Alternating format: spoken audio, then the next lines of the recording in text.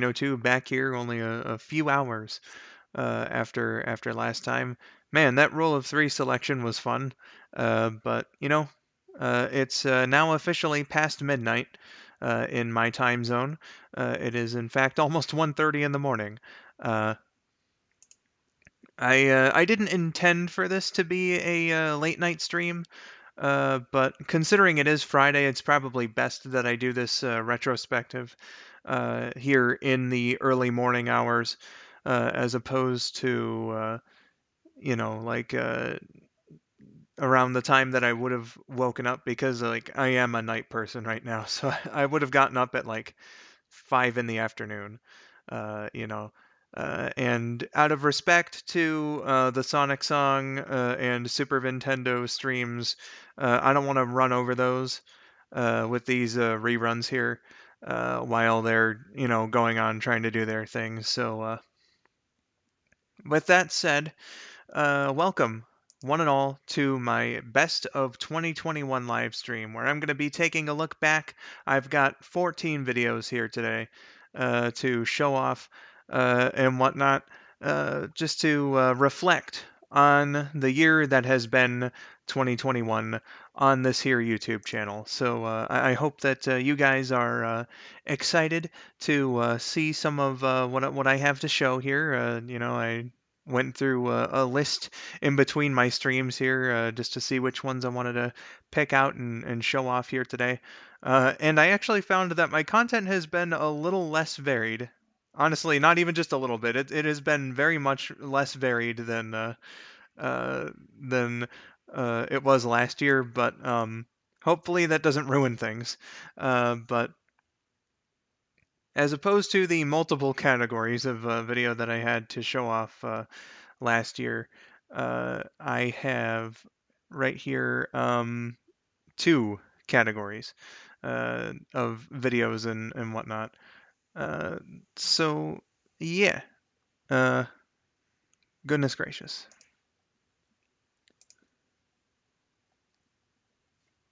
Hold the phone.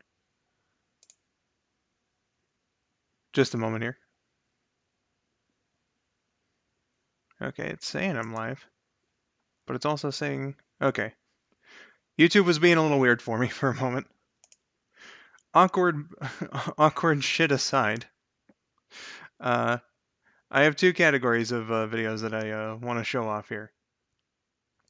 The first of which is miscellaneous videos. I've got 5 of them, and normally I would have, you know, had like separate categories for skits and other such things, but I had to lump them all into one.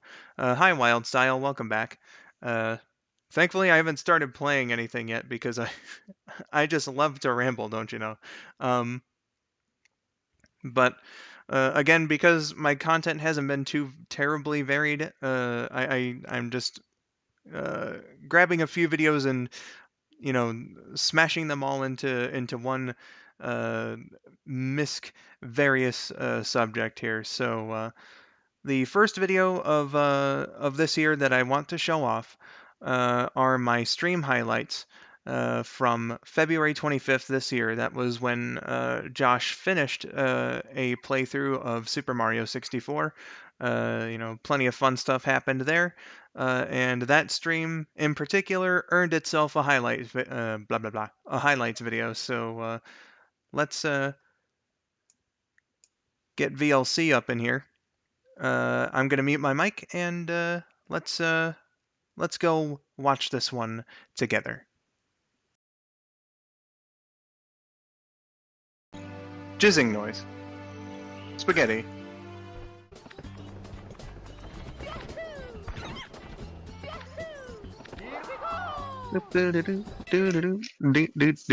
I was about to That be. was an act of God if I've ever seen one. I was about to be incredibly upset about that.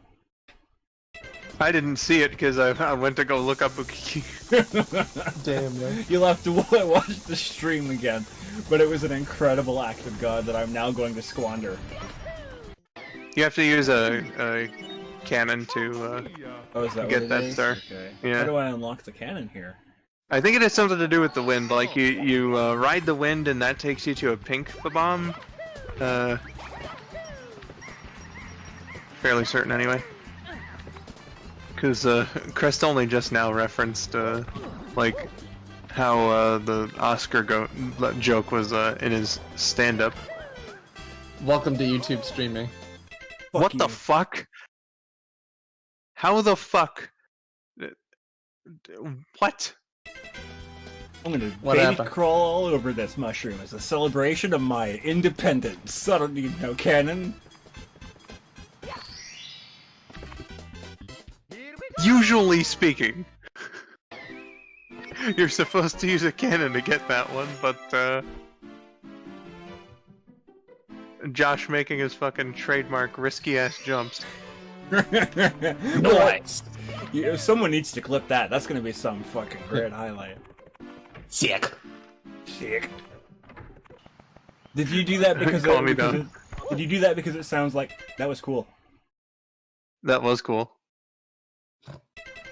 Because it sounds like Regina? Is that what this is?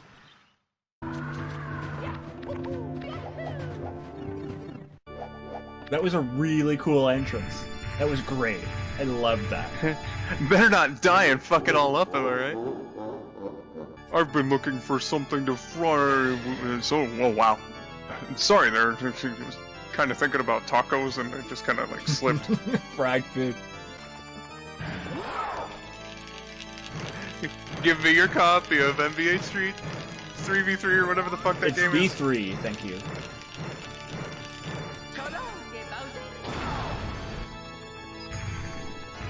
Now see, that one probably should have missed.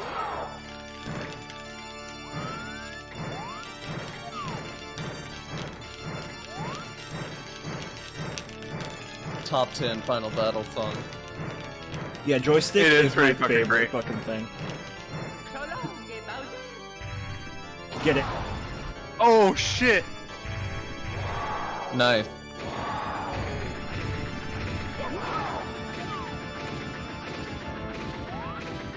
Okay, You even let him do the thing. Like, you're just mocking him right now. here's where it counts, boys.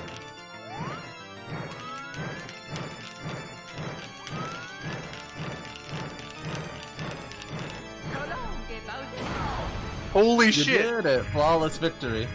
Dude, like, you didn't miss any of those throws. That was actually awesome. There she is. The biggin. Oh. How cool would it be if It's I just so jumped right beautiful. off the stage right now? I'd fucking murder you. So for real though, how cool was that? Like, that was a real adrenaline-packed thing for me. Alright? That was really good. Yeah, it was really good. Taking care of him in 3 tosses was, not gonna lie, pretty badass. Yeah. And after all the You times did- I've... Huh? You did a good Josh job. Thank you. Yeah, I appreciate that. After all the times I fucked up tossing him on the first and second one, I was like, I got the first one. This is it. I'm done. And so I did it. Time. I did it in I like... love that has reverb now. Yeah. I did that in 3 whole tosses because I was like, if I fuck up this zone, I'm in the zone now. If I fuck it up, I'm never doing this again. So I just did it. I did it. Hell yeah. I went right for it and I got it. You want to talk about mocking Bowser? I'm not even getting the star right now. I'm letting Yeah. letting them sleep. Dean Bristow was a treasure.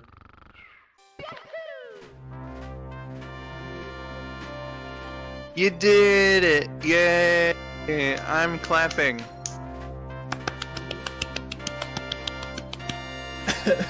I can't help but think Taylor's was a sarcastic clap, but I'll take both of those.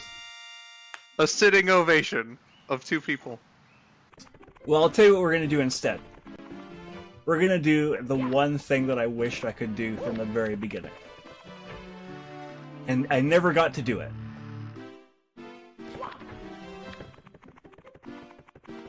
And I'll tell you, this one is going to be unfortunate.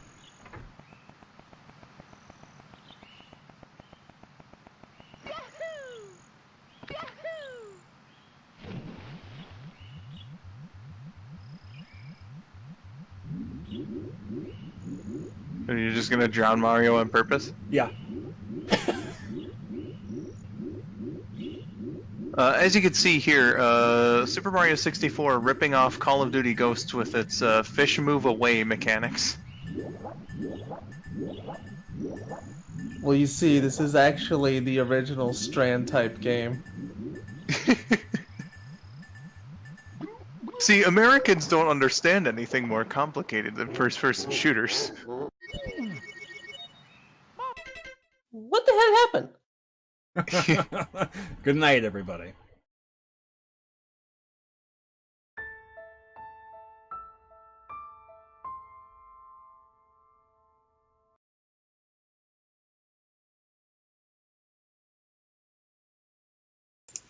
Okay, sorry about that. I would have come back sooner, but I had to type that comment to Trip.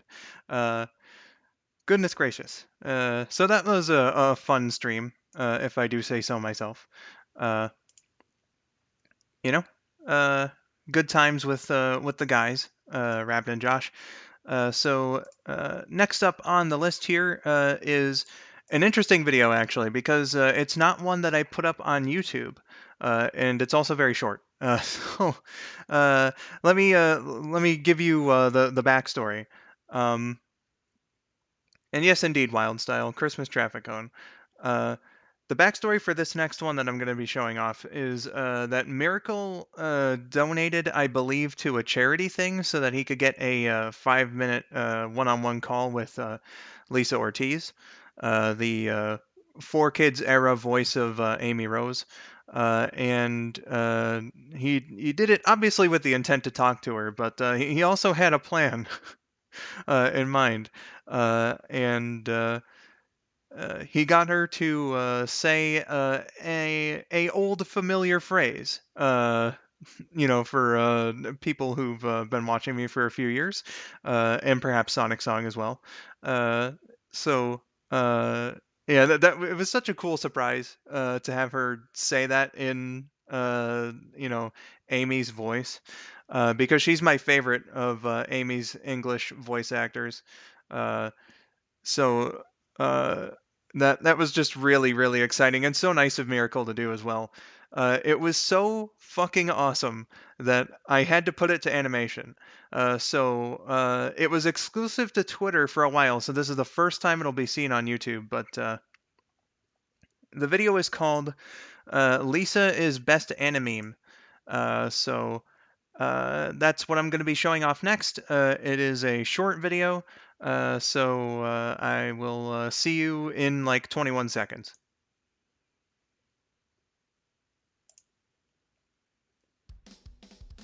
Amy is best anime.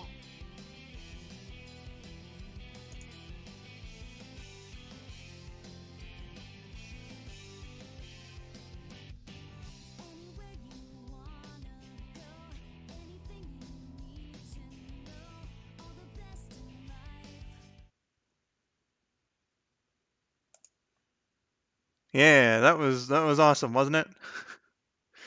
Uh, so yeah, again, Miracle, thank you so much. That was fucking awesome of you to do, and I appreciate it to heaven and back, if that's even a phrase. Um, Goodness gracious. So the next of the miscellaneous videos, miscellaneous whatever, is another one in this same folder here.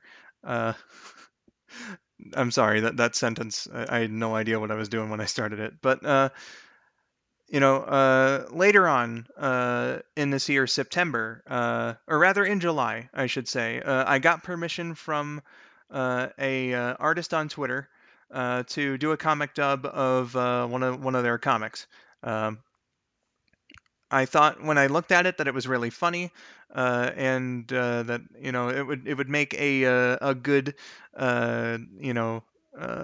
comic dub. So asked for permission, got it. I already said those things, and this one's a bit special to me as well. Not only because it's a good comic with wonderful art and good jokes, but KN came back to my voice cast as the voice of Rouge the Bat and Tails with this video. She doesn't voice Tails in it, but this marked the return of her to the channel on my voice cast. So you know, fun times there. It is my comic dub of Team Dark, the fourth member, which came out in September this year. So let's have ourselves a look at that one right now.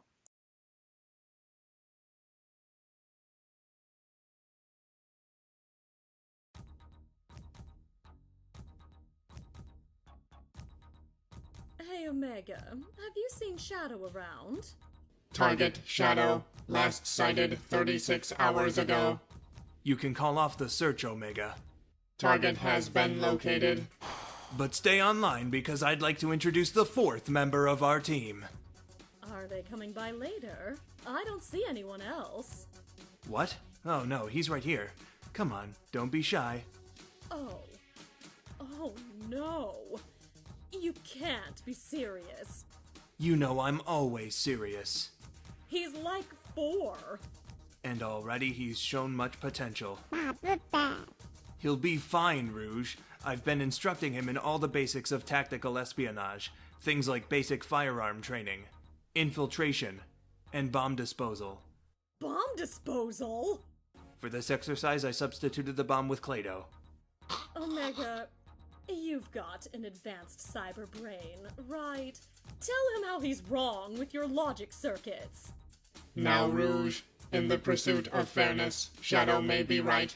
The only way to know is with a test. Little one, I would like to run a verbal simulation with you. You are on a battlefield. A squad of allied robots have gone ahead, but you find they have been decimated by heavy artillery fire. You find a survivor. Its visual sensors have been damaged and can no longer identify enemy from ally. Option 1. Do you leave the survivor behind and carry on the mission, knowing that it could harm civilians and allies? Option 2. Do you attempt to disarm the survivor, risking your life as it may attempt to self-destruct in order to prevent capture? Or Option 3. You eliminate the survivor from afar. You may answer now.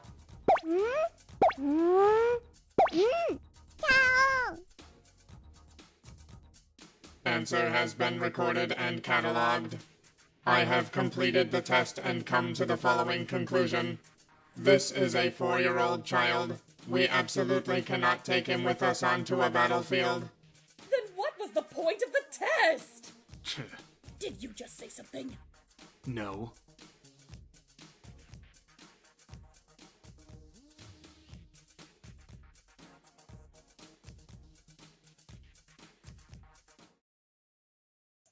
Josh, I corrected myself. Don't you dare. Ah, man. Good stuff, good stuff. So that was really fun to do. That was back in September. And once again, it marked the return of KN as a permanent voice actor on my channel. She's in the rotation, as it were, if that makes any sense. Oh my fucking god, Josh. Will you please? But that video came out like a day before KN and I streamed on September 10th. We did a double stream. She played McDonald's Treasure Land Adventure as Maria Robotnik over on her channel. Then we came over here where I played Mario 1, and I had an announcement to make that day. So the first of 2 skits that I'm showing here today is going to be the announcement that I had to make. I opened a Teespring store for a month, and I thought, as a comedy writer, what better way to mark the occasion than with a a comedically written ad for the products that were available. I did it as a bit of a test run and whatnot. They are not currently available. Just want to make that entirely clear. But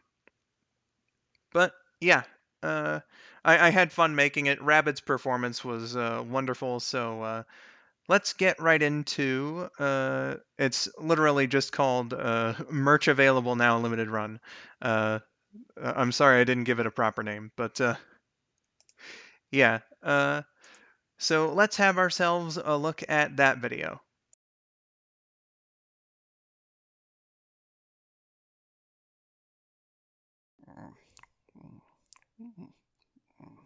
Sandwich. Hey, you know what makes me mad? What? The fucking asshole skull902 is actually selling merchandise now! Can you believe it? Who the hell is skull902? Literally the worst YouTube personality I can think of! Okay. And right now, for a limited time on his Creator Spring store, he's selling t-shirts, hoodies, and coffee mugs with a stupid smiley logo on them! Isn't that insane? I don't care. But that's not all. The clothing items are available in sizes up to 5XL and 4XLT for fat people like him! Plus, he actually has the gall to offer them in all 3 colors he's used for said logo in the past. Standard black, blue for streams, and red for Christmas! What is this world coming to? If you hate this guy so much, why did that sound like an ad read? Oh no! I've inadvertently convinced this innocent man to buy these products from Satan! No, you haven't. Don't do it, man! You're better than this! Skull902 is a fucking disgrace! T-shirts, hoodies, and mugs. Skull902 merchandise now available for a limited time on shop902.creatorspring.com. Link in the description below. He doesn't deserve your patronage! That last line gets me every time. He doesn't deserve your patronage. Oh man, thank you, Rabbit, so much for voicing Yelly Guy in that one. That was a real fun one. I quite appreciate it. Goodness gracious. So the last of the other, miscellaneous random videos of varying categories that I have to show off here today is yet another skit. Just recently,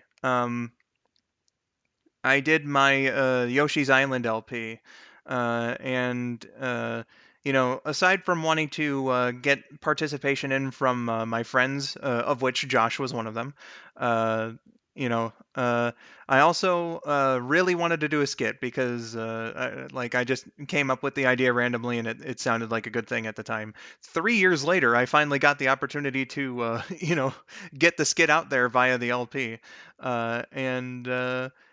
Yeah, it's the Yoshi team. I think that it came out, pretty well. And I really, I like the way that it came out. So, also welcome to Tails the Prower 71. I hope you're having yourself a very good, New Year's Eve up there in the UP. So yeah, you're just in time to see. Also, thanks for the compliments. You're also just in time to see the Yoshi team. A part of my Yoshi's Island LP that just came out, just finished up, and whatnot. So yeah, let's have ourselves a look at the Yoshi team.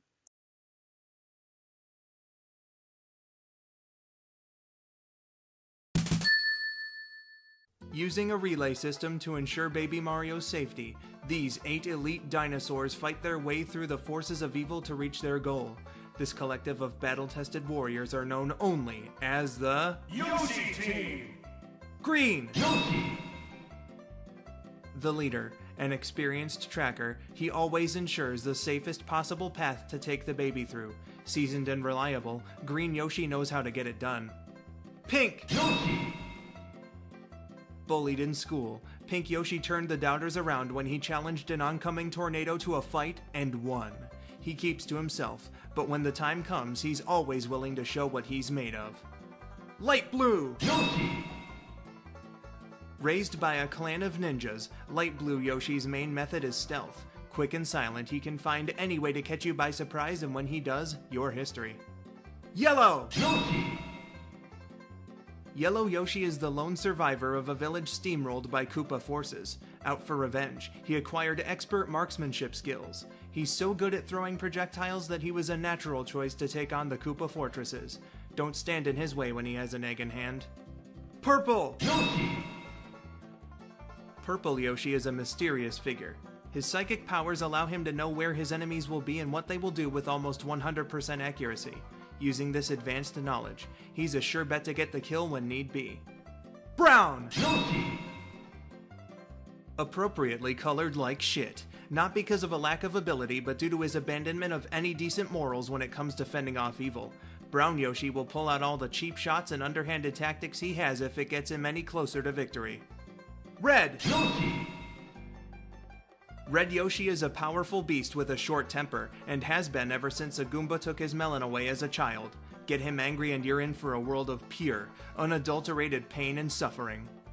Blue! With military expertise, Blue Yoshi is the perfect pick to infiltrate the castles of Koopa. His extensive training has made him an unmatched combatant, so good with his fighting ability that his fellow Yoshis claim he will never die.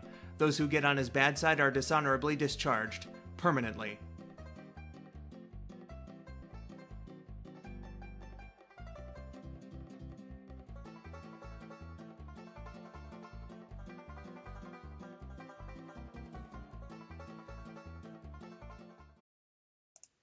The Power Rangers ain't got shit on them.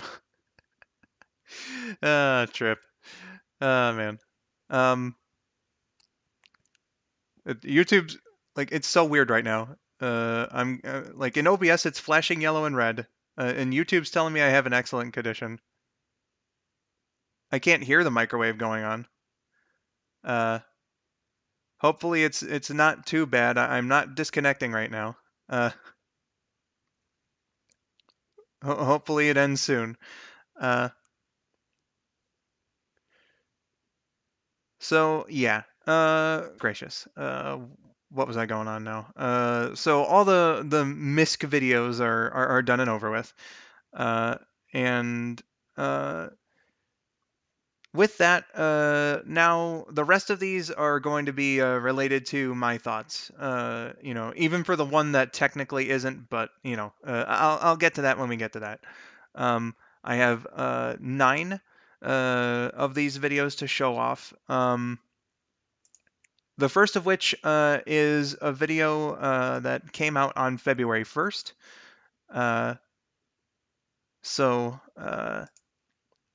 Yeah, it is. We've been having internet problems up here from weather, so I'll watch as long as I can. Well, I appreciate that, Tales of Power. I wish you good luck in that respect. And, yeah, I get you, Wild Style, but the next video, again, we're getting into my thoughts now. The first video is going to be ranked Classic Mario versus Classic Sonic. This was a video I've been wanting to do for a while, and I felt, you know, after I finished my LPs of those respective games that it would be a good time to do so. That way I didn't have to record any new footage, am I right? But yeah, doing a bit of a countdown list and you know, comparing these games to each other and everything. It was a fun time. So let us have ourselves a look at ranked Classic Mario versus Classic Sonic.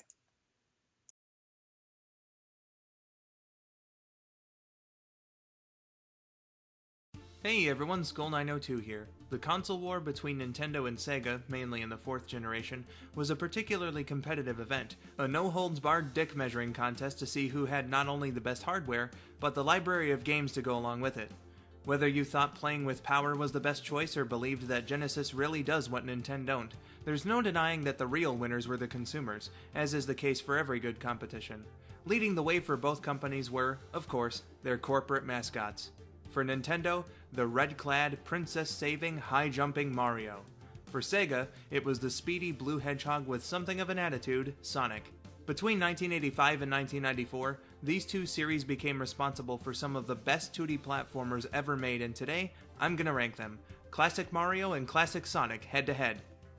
Before we get into the rankings, I want to make it clear that I like every game on this list, so if you're expecting me to bash lost levels, then I'm sorry to disappoint. One final thing. I'm going to be sourcing the footage from my Let's Plays of these games unless I need to point out something specific, so prepare to see a lot of Luigi. I think that just about covers everything. Let's begin.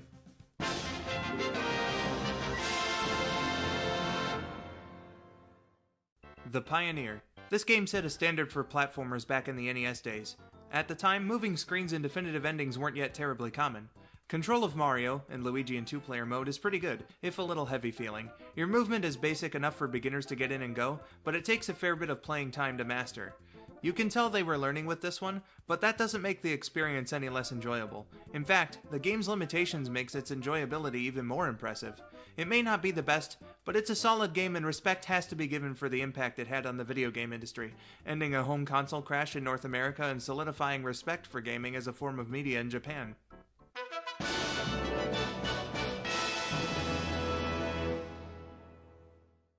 Before anyone finds me and kicks my ass, yes, I do like this game ever so slightly more than the original. But skull902, you bastard! The level design is ball-bustingly tough, you might be saying. Well, first, condolences to your balls, and secondly, the game was literally made for people who'd mastered Mario 1. Plus it was the 80s, so it kinda comes with the territory. So yeah, while I might die a fuck ton and get frustrated in the moment, I've gotta give props to the developers for stretching Mario 1's engine to its limits here. We get a lot of interesting new additions and options, such as the wind or the Koopa bounce. Luigi playing slightly different from Mario was a nice touch too. Maybe it's because I started playing this game at the same time as Mario 1, but I've never really seen the problem. For me, the new additions set it just a tiny bit above the original, and if you want to beat me up for it, you can find me at this address.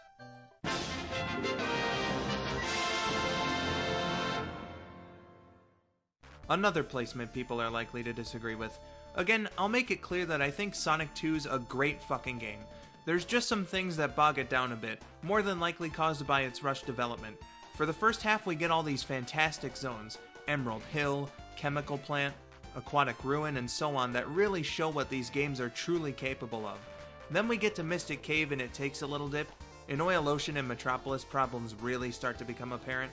Sky Chase is a nice breather, Wing Fortress is okay, and then things only turn back around once we get to the truly epic final boss in Death Egg. Plus, the special stages. It took me so fucking long to get used to, and sometimes they pull bullshit like rings on the ceiling. Easily the worst ones in the classic series, unless you're playing as Knuckles, then they're a piss take. That being said, Supersonic is a nice reward, though it loses some points for Tails, who already can't fly when controlled by the player, getting no reward for collecting the Chaos Emeralds. Special stages are one thing, but if it wasn't for the drop in the regular zones, Sonic 2 would have cracked the top 4 easy. As it stands, we have a great game that could have been better, and that's why it's the number 6 entry on this list.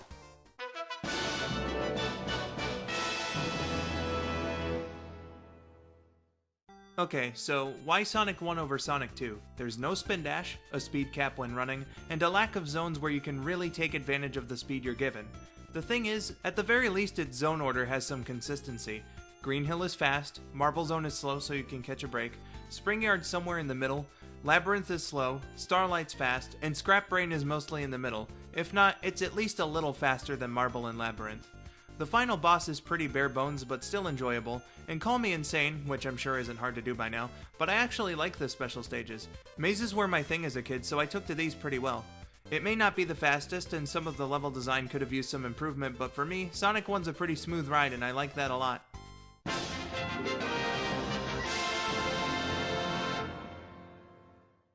To start things off, I'm referring to the 2011 remake of Sonic Cd in this section, as I think it's the definitive version of the game. With that out of the way, this game is kind of an interesting in-between for Sonic 1 and 2 in terms of gameplay. The developers were clearly trying to cover some new ground here with the addition of things like the super peel out, but others, such as the flipper physics, aren't quite as good as they'd be in later installments. For a player with an admitted lack of skill like me, I think Sonic Cd's strength is in its easy difficulty, with the notable exception of the signature race against Metal Sonic. This was the first classic Sonic game I beat, and that gave me the boost I needed to take on the other three. There's no zone that I dislike. The final boss is fun if a little underwhelming, and while I still haven't gotten the hang of the special stages, the game offers an easier, though longer, alternate way to get the good ending, which is much appreciated. The addition of story elements is welcome, even if it's very basic. Bonus points for the lovely beginning and ending animations, and 2 fantastic soundtracks. Solid, fun experience beginning to end in my book.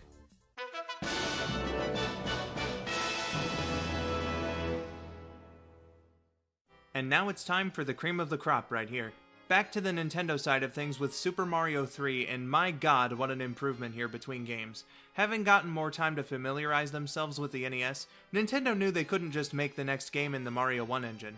This needed to be made from the ground up, and the result is one of the best games on the system. Enhancement chips allowed the game to do some unique things such as diagonal scrolling and sectioning off a portion of the screen.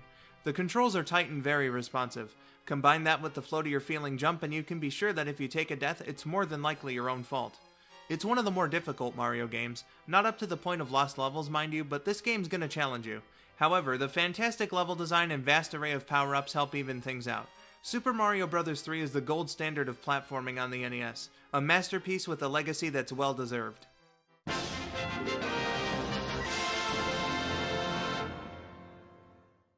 Counting Sonic the Hedgehog 3 and Sonic & Knuckles as one, the combined Sonic 3 and Knuckles takes what the previous classic Sonic titles had and improves on it tremendously. Bigger maps, the best special stages the franchise has seen, and a great amount of replay value for the time with the addition of a best ending via the Super Emeralds as well as the differences in Knuckles' playthrough. The level design's expansive but never bad and rewards players for being explorative. There are some truly impressive hidden spots in the game if you know where to look. While a couple of the bosses leave a bit to be desired, they're far and few between. I talked about how rewarding the game can be, and it's not just in level design. Both the Super and Hyper forms are big improvements from the next step down, and the game has no shortage of options. Tails returns with the addition of player-controlled flight, and Knuckles debuts with his ability to glide and break down certain walls effortlessly. Sonic 3 and K also expands on the addition of story elements, with sporadic cutscenes in the zones themselves and transitional ones when you beat them. The soundtrack's great, the graphics are great, most everything about this game is great. The only thing really bringing it down is that it takes combining two games to get the full experience. That being said, if you're looking for the best of classic Sonic, it's right here.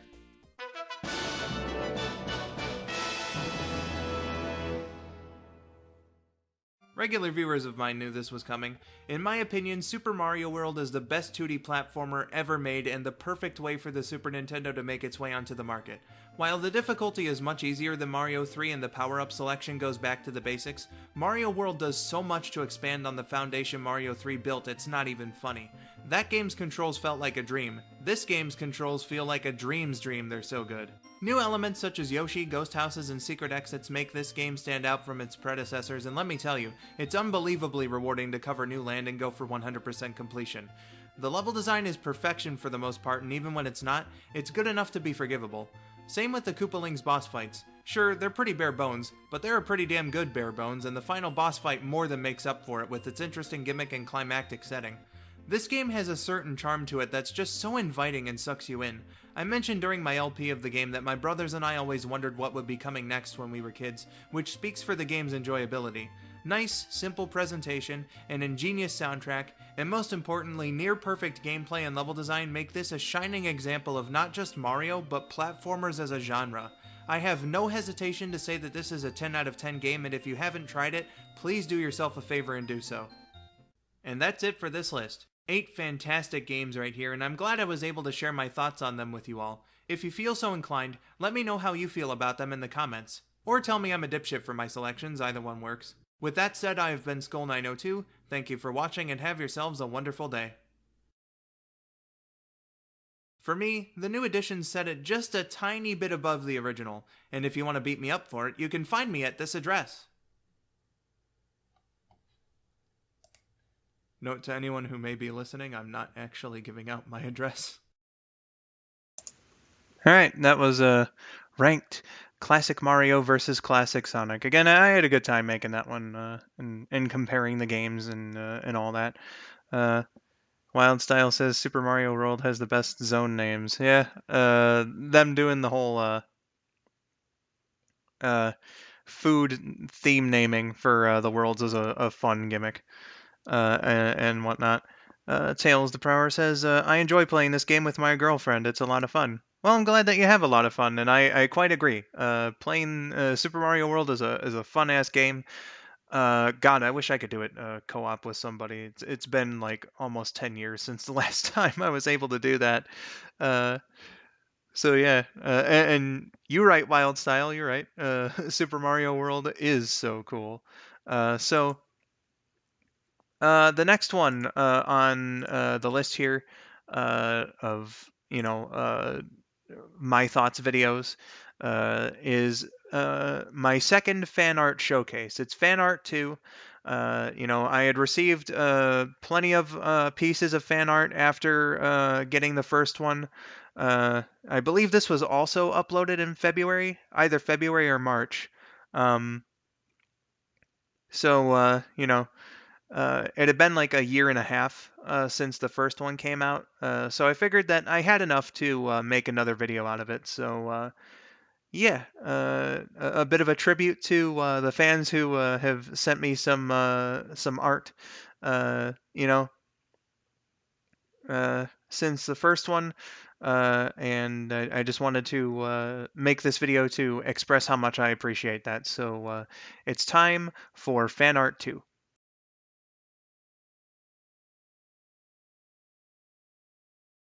One skull902 here. I was thinking about how I've gotten back into the YouTube Partner Program after so many years. Sorry for bringing it up again, I swear it's relevant to the video. And how it wouldn't have happened without you, the fans. So, as it's been a little while since the last one, I thought it'd be a good time to showcase some more fan art as a way to celebrate and say thank you once again. I'll be showing every bit of fan art I've received since the first video, except for ones done by people or associates of those people who've taken credit for other artists' work on their commission sheets. With that out of the way, let's jump in. First up, CloudChild1710 did this drawing of me in the big hoodie featured last time, looking after Froggy. Very sweet drawing. When Sonic Song 182 hit 150,000 subscribers, they did a live stream where KN played some game and placed representations of everyone involved in a room together. Jason366 Guerrero did a little take on that, including the giant disembodied skull representing me. Here we have Sonic versions of some characters I drew up for a server to possibly use as its mascots, who unfortunately weren't embraced, so I claimed them, they're mine. Anyway, Chaotic Jester 64 is responsible for these renditions of Dolphin the dog, Mango the elephant, and Glark the cat. Next on the list is a full body shot of my avatar by Bandy. The next two were done by Chaotic Jester 64 and CJ the Beast based on a pun I made. It's Pizzachu, the savory type Pokemon. Jester's back at it once more with me trying to play a little ditty on a bugle. Got a simple rendition of my logo by Bandy right here. Then Cloudchild returns with a depiction of Big wading in the water with Froggy up top. During my Christmas stream with KN and Courtney, Lyrical Miracle 9608 drew up this piece. I'm really rocking those shades. Katie Loved to Sing VA hit me up one day with this drawing of Amy as Sauna Girl Blue. Alright, so here's a really fucking cool series of drawings by the Ambitious Duck, formerly known as Mighty 97. I think it was a stream where I answered a question about what my ideal Pokemon team would be, and then this absolute legend actually draws half of it up. First up is me with Mega Gengar, who was named Reagan. Or is that Ragin with a soft G? Whatever. Then with Charles, the Mega Charizard. And my favorite of the bunch, motherfucking Lugia with some face markings to look skull-like. Love these to death, and I really dig the idea of the bandana around my avatar's head having eye holes. It really helps the dude be a little more expressive. Sonics did up a Twitter banner for me, but unfortunately it didn't quite fit to actually be used. I like the idea though, and the little play on my bio near the bottom. For Valentine's last year, Rainbow Blitz dedicated this card to their favorite creators, me included. One time a man gave me a skull. That man was Trip. I take it as a sign I'll be dead sooner than later. Josh did up a couple variants of my standard avatar pic to tie it in with YouTube gaming, one with a black bandana, the other with red. 3 pictures done by the Great Waluigi 647. First is an edited 3D model of me, which was then placed on the field ready to battle some Trump trainer with my team of Pokemon. Then, after I reached 2,000 subscribers, he did this group shot with me, those same Pokemon and a couple more, the relevant characters from my recently completed Sonic Adventure DX Let's Play, as well as Metal Sonic and what I presume is his Forces OC. My LP apparently inspired him to go through and beat the game for the first time, so I thought this group shot was a particularly kind way of him to congratulate me on the milestone. We got Josh once again, who isolated the head from my avatar to use in a shitpost, which I then spent way too much time using to make this, but I love it anyway. A fan named Luke G made a couple of Smash Bros. Ultimate stages, one with my logo in it, and another one he named after me. From the thumbnail of the recent Fun Friday stream with KN and Courtney, KN doodled up my avatar in the Detroit Red Wings jersey after I did this up on stream the day before. She also picked the jersey because she thought making my hoodie white would make it hard for people looking at the thumbnail to tell what I'm wearing, so I'm the only one depicted on the thumbnail using more than 2 colors. That very same day, during my side of the event, Plushy Child sent in this picture. He asked me during the proceedings what my favorite color was, then drew me up in a Mario-inspired costume with a blue shirt and hat. In the upper left corner we have his take on the aforementioned meme I did the day before, and on the bottom left is my avatar in a Sailor Moon cosplay. Not something I'd wear in real life, but it certainly captures how much I love the franchise. Good job on these, my dude. But of course, last but certainly not least, some pieces by former channel artist Ariana Draws. I was doing some VFX tests in Vegas with Supersonic for my 2019 Christmas special and was showing them to Ari, so she drew a Supersonic for me. This one's a water bottle for a fake brand I made up called Sokol that she used in one of her videos. Next up, she did this after we were in a group call and I was being accosted by an annoying little fly. The battle was so intense my left hand got turned around. It's okay though, I'm a skeleton, I can put it back in place easy. Here's another full body shot of my avatar she did, paying very good attention to the fact I wear baggy jeans. She did this one during my Christmas stream with Kayan and Courtney. I really dig the use of colors on it. And finally, a chibi me she did up about a year ago. Look at him, he loves his fans. And now we're all caught up. Big thanks and great work to everyone who's done this stuff. It's such a big showing of how much you care about me and that warms up my heart like nothing else. If I'm lucky enough for this to continue, I look very forward to making Fan Art 3. That'll be it for now. I've been skull902, thank you for watching and have yourselves a wonderful day. Yeah, buddy. Hats off to all the fan artists out there who contributed something. It was really nice of them to do, and I appreciate the shit out of that. So yeah, good work, my dudes. Next up is a speculative video, or maybe not so much speculative. It's just like basically a 4-minute wish list. It's called What I'd Like to See in Sonic's 30th Anniversary Game. And the title really, says it all. I ramble on about the kind of things that I would like to see in Sonic's 30th Anniversary Game. I uploaded this on April 30th, so it was before Sonic Frontiers was announced. This video is already aged pretty poorly, but I wanted to show it off anyway because my buddy Sonix did all the art for it, and he put a lot of work into it, and he did a really good job. So I thought that it was a fun video to work on, and his art was a big part of why I think that it turned out the way that it did. It would have been a much worse video without it. Yeah. Also, Josh, don't worry, hats off is just an expression of appreciation. Come on.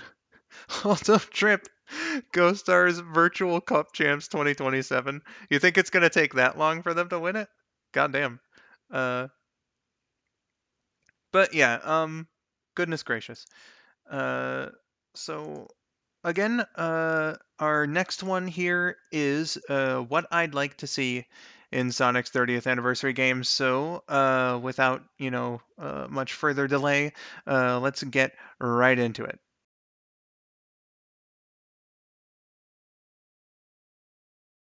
Hey everyone, skull902 here. After another video idea didn't really pan out, I began thinking about what I could cover for some much needed filler content. Then it hit me. Sonic's 30th anniversary is, of course, this year, so why not discuss some of the things I hope we can get for the next major game in the series? There's a few categories I'd like to cover, with ideas for each of them, so let's dive right in. For the gameplay style, I think it's about high time for a return to the adventure formula. I know Sega was pretty apprehensive to going back to it after the disastrous results of 06's development, but there are clearly identifiable reasons as for why that went wrong, and plus, it's been 15 years now. Good God, it's been 15 years. In my opinion, a change like this would be welcome. Seems like most of the fans want a game where Sonic's friends are more of an active part of the goings-on, so why not? It not only gives them something to do, but I think you can implement some interesting game ideas. Like, why not have Sonic, Amy, and Shadow play like the typical speedy Sonic Adventure-style platforming levels, but have them represent different difficulties, with Amy as the easy mode where she has Sonic spin attacks in addition to the hammer, Sonic being a standard difficulty with the base moveset we're familiar with, plus a 3D drop dash might be fun to play with, and Shadow being the hard mode that throws tough enemies and platforming challenges at you. For another example, the treasure hunting stages. If you have a radar system and more confined levels similar to SA1, you've got something that can be pretty enjoyable. Stick with the standard objective for Knuckles, but since Rouge is a spy you can incorporate some stealth elements. Tails is a pretty interesting character since he can do a lot of stuff. If you want something familiar, he could be doing what he did in either of the adventure games, or maybe having a couple rail shooter stages in the vein of Star Fox. As for other ideas, bringing back the Chow Garden and its associated minigames would be awesome, as well as a fishing minigame with Big. Yes, I'm serious. His SA1 levels I think are actually pretty good and could be a fun side thing. There were some other ideas for other characters I've thought up over the years as well, but to prevent this from becoming a full-on filibuster, I'll leave it where I'm at now. Okay, so I think this one's pretty simple. If it's going back to an adventure-style gameplay structure, there needs to be a big story to tie things in together. Can't have the Saturday morning cartoon vibe of Colors, Generations, and Lost World, but also don't overdo it like Shadow and Forces. I always point to Sonic Unleashed as the perfect example of storytelling in the franchise, something grounded where the serious moments feel believable, but can also be lighthearted and fun when it needs to be. Do something like that well and we have a winner. First things first, alternate outfits. It may only amount to some graphical flavor, but it's such a good idea to have options, you know? Forces did pretty alright in that regard with the Rookie, but this would need to be expanded. Have options for every playable character, and instead of one item having 3 slots with different colors, let the one item have a customizable set of colors to work with. You could do all sorts of cool things with alternate outfits, like a few of the other games have. Baseball Sonic, Ninja Rouge, fucking Santa Big? You're missing out on a golden opportunity. And if the aesthetic isn't enough, maybe have it be like Crash 4 where a character's different costumes enhance their abilities or give them new ones. Say if Amy has a double jump instead of the homing attack by default, give Gothic Amy a triple jump. It's a fun idea I'm surprised the series hasn't done more often. Plus, it's easy DLC. Speaking of which, bringing DLC levels back would be great. Whether it just be level packs like Unleashed or, preferably, story modes featuring new stages for characters already in the game or ones that weren't, it'd be a blast to have that kind of extra content to hold people over between games because, let me tell you, having a whole lot of nothing between new titles gets kinda boring after a while. Aside from that and the earlier statement about minigames, I think things like an open world level, sound tests, some behind the scenes things like concept art, and perhaps even unlockable emulations of past Sonic titles or demos for other Sega games would all make for great options. I think that just about sums it up. Obviously, especially if the game's coming out this year, a lot of this stuff probably isn't going to come to fruition, but a man can dream, damn it. These are the kind of things I'd like to see in a 3D Sonic game, and if any of it happens, cool. But I know there are other good ideas out there too. We'll just have to wait and see for an official announcement to really know what we're gonna get. Until then, I've been skull902, thank you for watching, and have yourselves a wonderful day.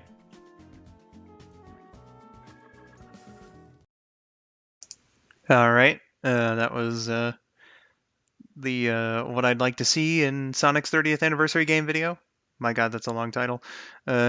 Indeed, Wild Style, a man can dream. Once again, a big thanks to Sonics for putting in all the effort there for the art and whatnot. It was really, really good.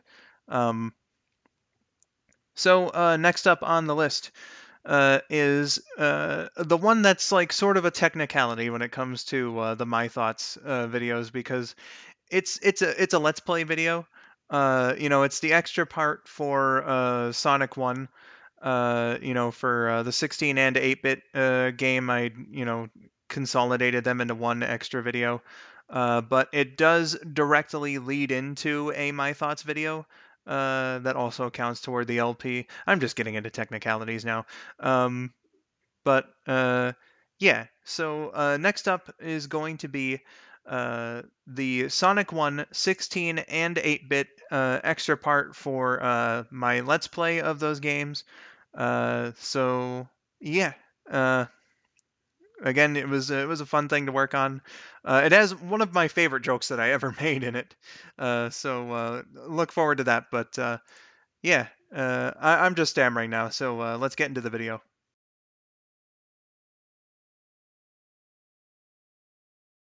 Everyone, skull902 here, and today I'll be taking a dive into some of the things in both versions of Sonic 1 I didn't quite get to show off or at least mention in the original LPs or the Tails run, plus some extra goodies. Let's begin.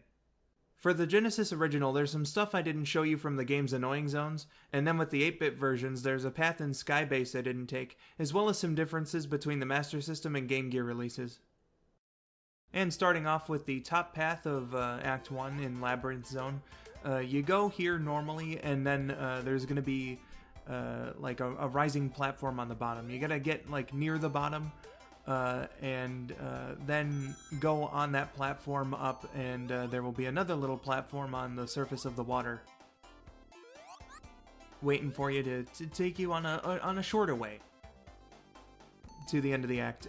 I pressed that button there, and had I gotten the ring box that's behind that door, there's actually just enough rings on this path to allow me to get into the special stage had I needed it.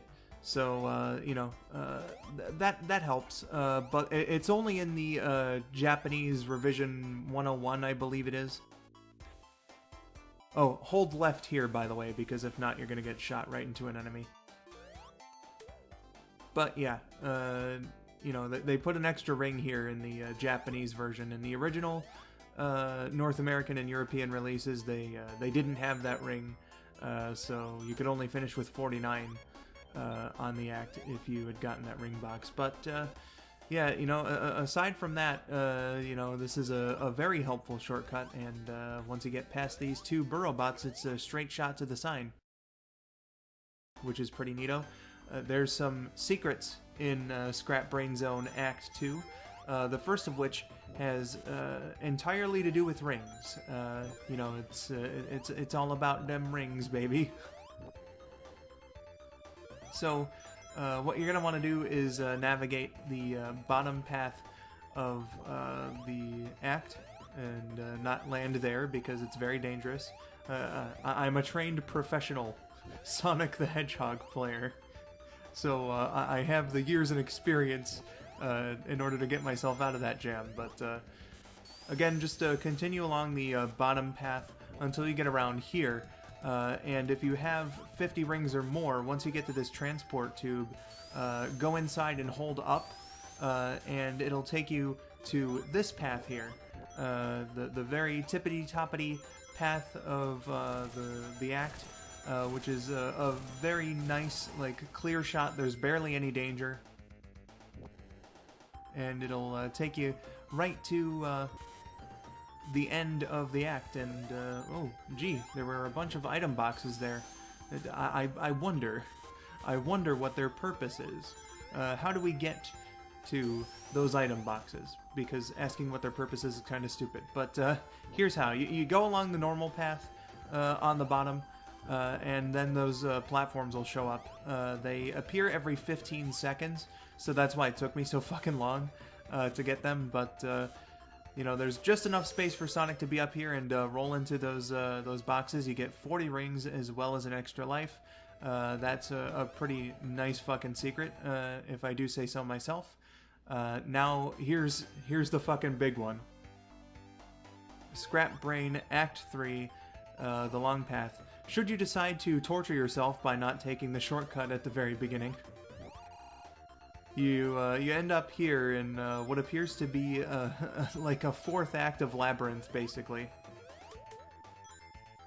Which, according to the Sonic Jam manual and like Yuji Naka's comments that he did for those manuals, or rather that one manual, he said something like, you know, due to time and space restrictions, they you know, really wanted to do like a full-on level for Scrap Brain's basement, but you know, they couldn't quite do it due to those factors, and instead had to do a palette swap of Labyrinth. And if I'm not mistaken, actually, I think that this was a scrapped level design for one of the main Labyrinth acts. So you know, if that's the case, then this would be kind of a nice example of like repurposing something, because, you know, even without like the bubbles coming up slower or the spike balls on the chain you know, spinning around faster, this would still be pretty fucking hard, you know, even for where Labyrinth is in terms of the difficulty progression of the game. And then again, Starlight's not nearly as difficult as Labyrinth, so I don't fucking know. this like the level of difficulty here just kind of says final level when you take this path. And, again, of course, I must reiterate, for the love of God, take the shortcut at the beginning, you know. I was only doing this for your entertainment. You see, I make sacrifices for your entertainment. They they may be you know, meaningless fucking first world problems, fucking, you know, bratty sacrifices, but they're sacrifices nonetheless.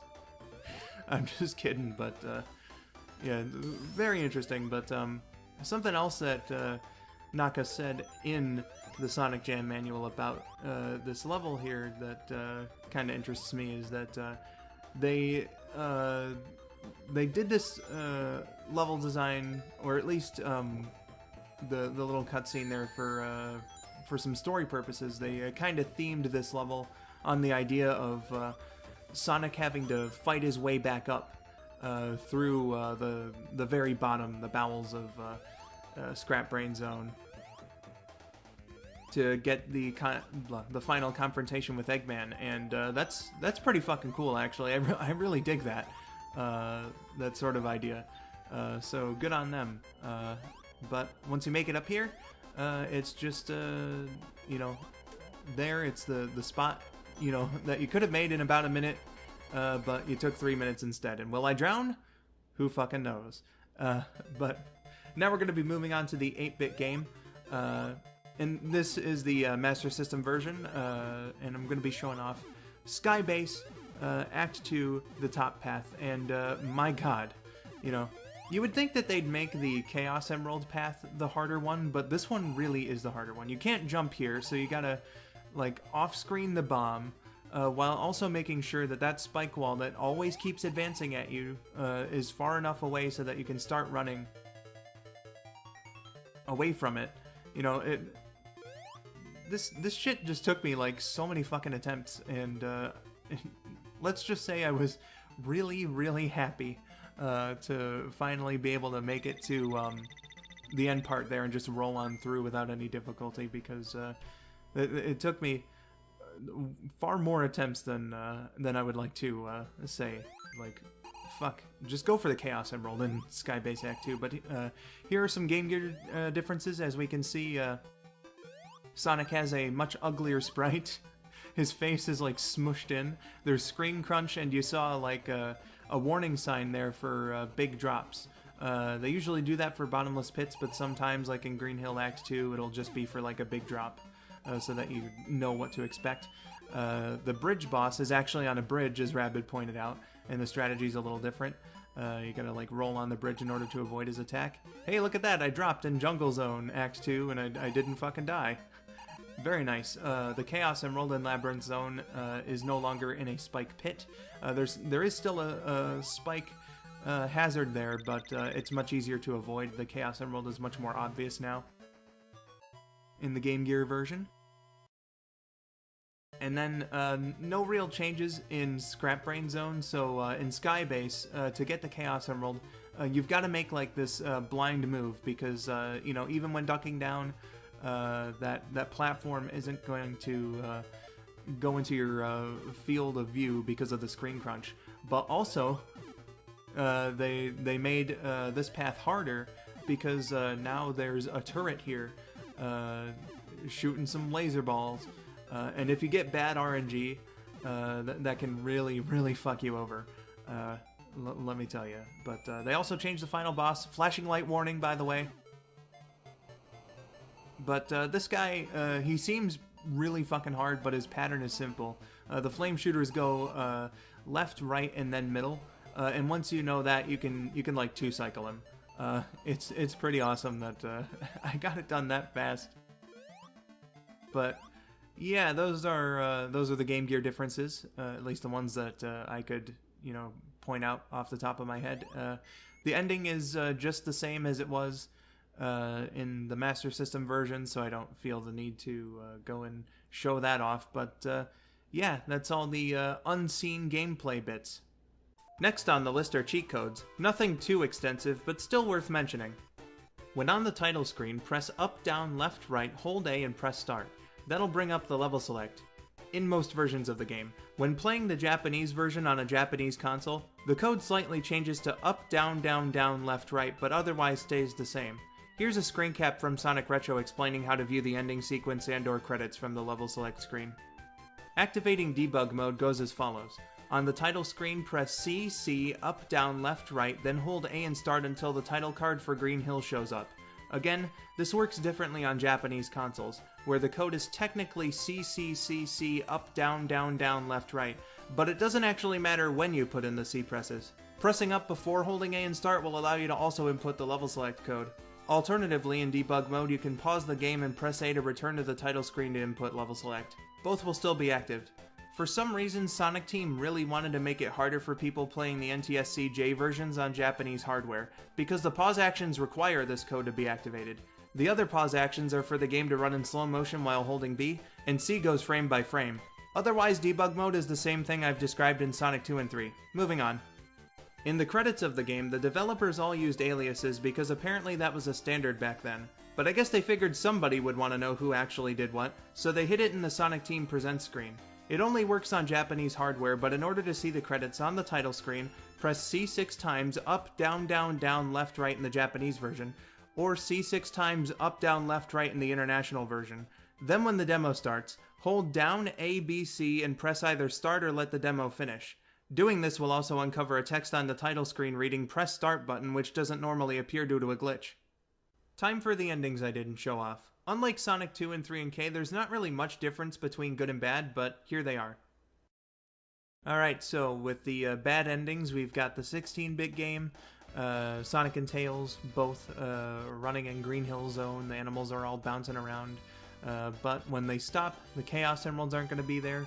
There won't be more flora or anything. Sonic looks like he's very disappointed.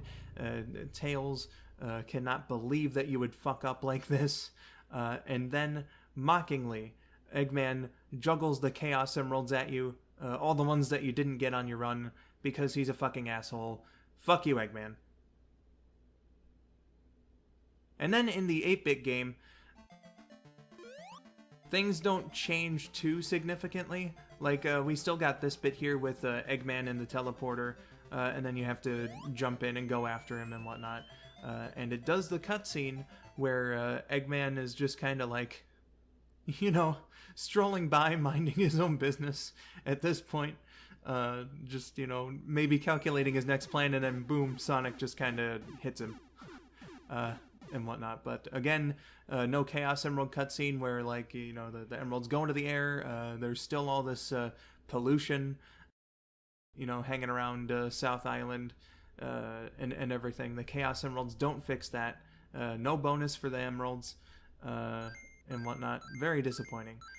Still get bonuses for Sonics, and the thing that I really don't get is no special bonus. Because, on this run, I went to the special stages, so I'm kind of wondering if that's tied into the good ending, if not the special stages.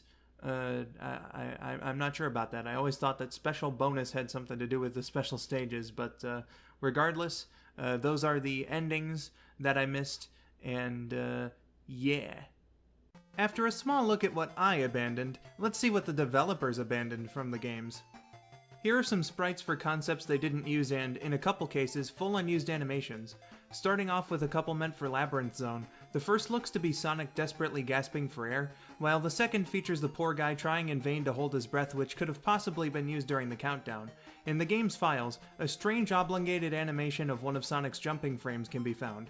Some think it might have been a proto-spin dash type move, while other speculation has been placed on it being some kind of warping animation. Sonic was also originally going to have a victory animation after clearing an act. However, the addition of the warping giant rings complicated things and the animation was left out.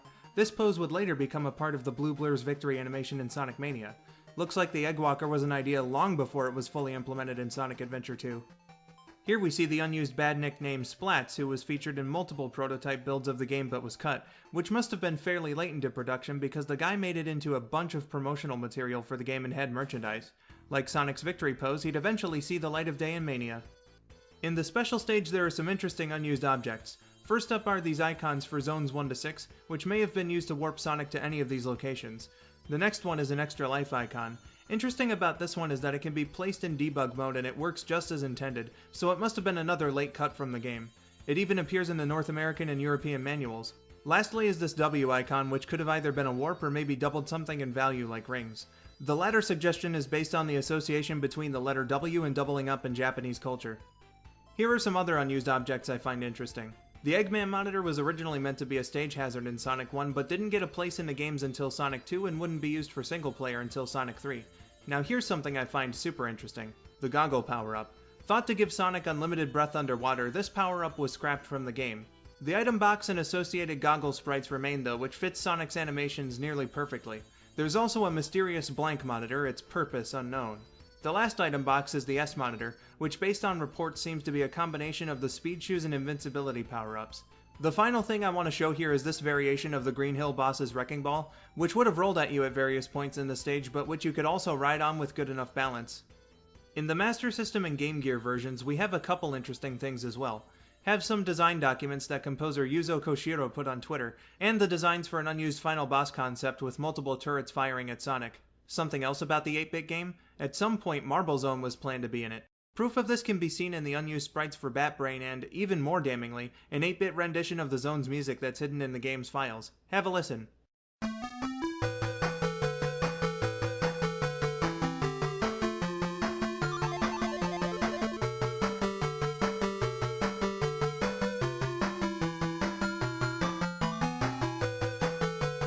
And now a look back at the earliest material, for when they were just coming up with all of this stuff. Let's take a look first at some of the rejected entries of the character design contest Sega internally held for their new mascot. There's this old-timey looking rabbit, no telling if he's lucky like Oswald. This old badass warrior guy who should seriously be used for something. The product of my nightmares and an enemy for said nightmare. You decide which is which. Then we've got this absolute degenerate, a character that wouldn't look out of place in Mega Man and two other losers, Mario's weeb cousin. I thought this was an internal design contest. When did Klasky Chupo get the memo? Anyway, there was also this moronic porcupine, a complete motherfucker of a chicken who will steal your girl, some other chicken trying to steal the original's thunder but comes off as lame, Spot from 7-Up disguised as a rabbit, your uncle but in wolf form, this tough son of a bitch, and then this. Yep, Dr. Eggman was originally designed as the protagonist.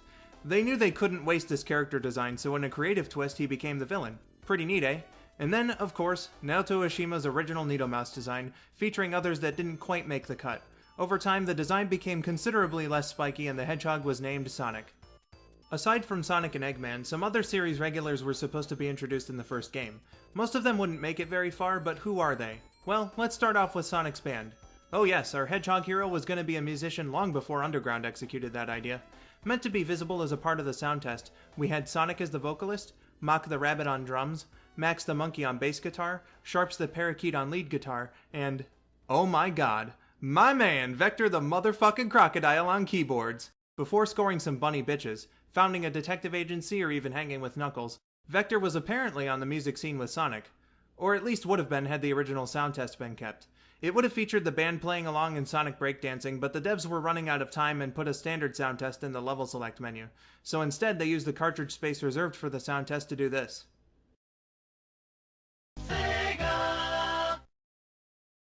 Next up is Madonna. No, not her, you silly head. There we are. Madonna was created as a love interest of sorts for Sonic. Though no material explaining exactly what their connection was supposed to be exists, most figure she was going to be his girlfriend. Think Roger and Jessica Rabbit, something like that. The reason for her scrapping is also up to debate. Madeline Schroeder was the project manager for Sonic 1 in North America and claimed she put the axe on Madonna because a hedgehog-human relationship would be hard to market in the West. On the other hand, Yuji Naka has said that she was kicked to the curb because they didn't want people picking out similarities with Sonic 1 in the Mario series, as well as focusing the conflict more on the hero and villain without putting a damsel in the mix for the sake of having a familiar cliché. The idea of interspecies love must have been creeping around in Naka's mind, but thankfully instead of trying it himself, he decided to implement a similar relationship in the story of Sonic 06. Madonna would later be repurposed in the Archie comics as Madonna Garnet, an agent for Gun's Clip Division who handles interrogations. She's something of a composite between the original idea and Topaz from Sonic X. Weird.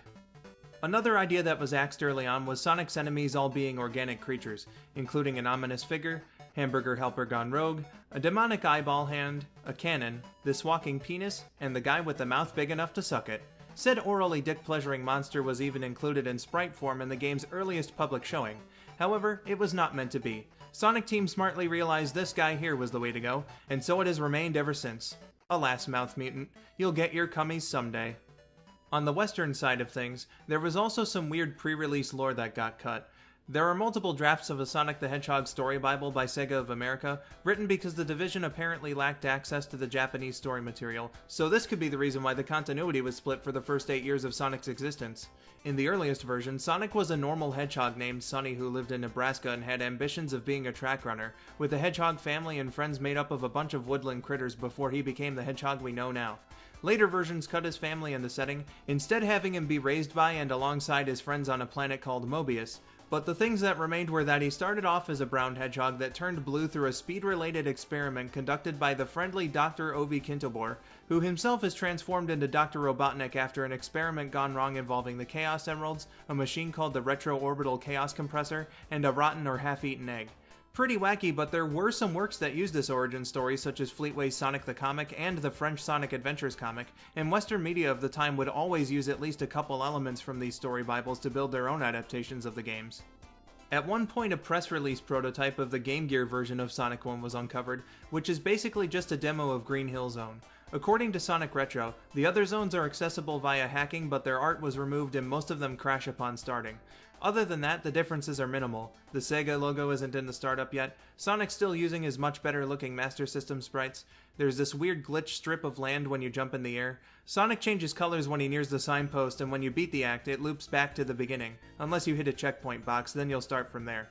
Overall, it's pretty bare bones. More interestingly, something that cropped up after I started writing this video. A prototype build of the Genesis version was shown to the public on December 31st, 2020 and released the next day.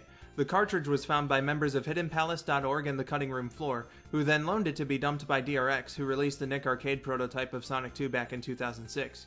From what's included in the ROM, I can only assume this was a build from somewhat later in development, but there's some things inside here that are far different from the final version, which until the ROM was released were only seen in early magazine advertisements and press showings. For graphical differences, the Sega logo is just a standard one. There's no Sonic Team Presents screen, the title screen has the press start button prompt, the act title cards have a period after the word act, and the HUD reads ring instead of rings.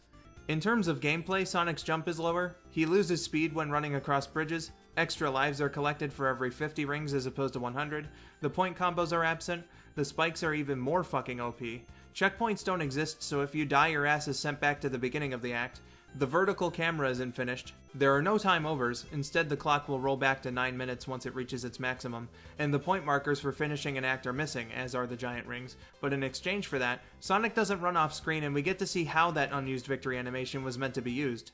Hip hip, hooray! I'm only going to skim some differences in the levels, but in Green Hill we've got those wrecking balls mentioned earlier, and by pressing B when choosing Act 3 on the level select, you can access a slightly different version of it where Sonic spawns in midair for some reason, and you can tell Eggman to go fuck himself instead of fighting him.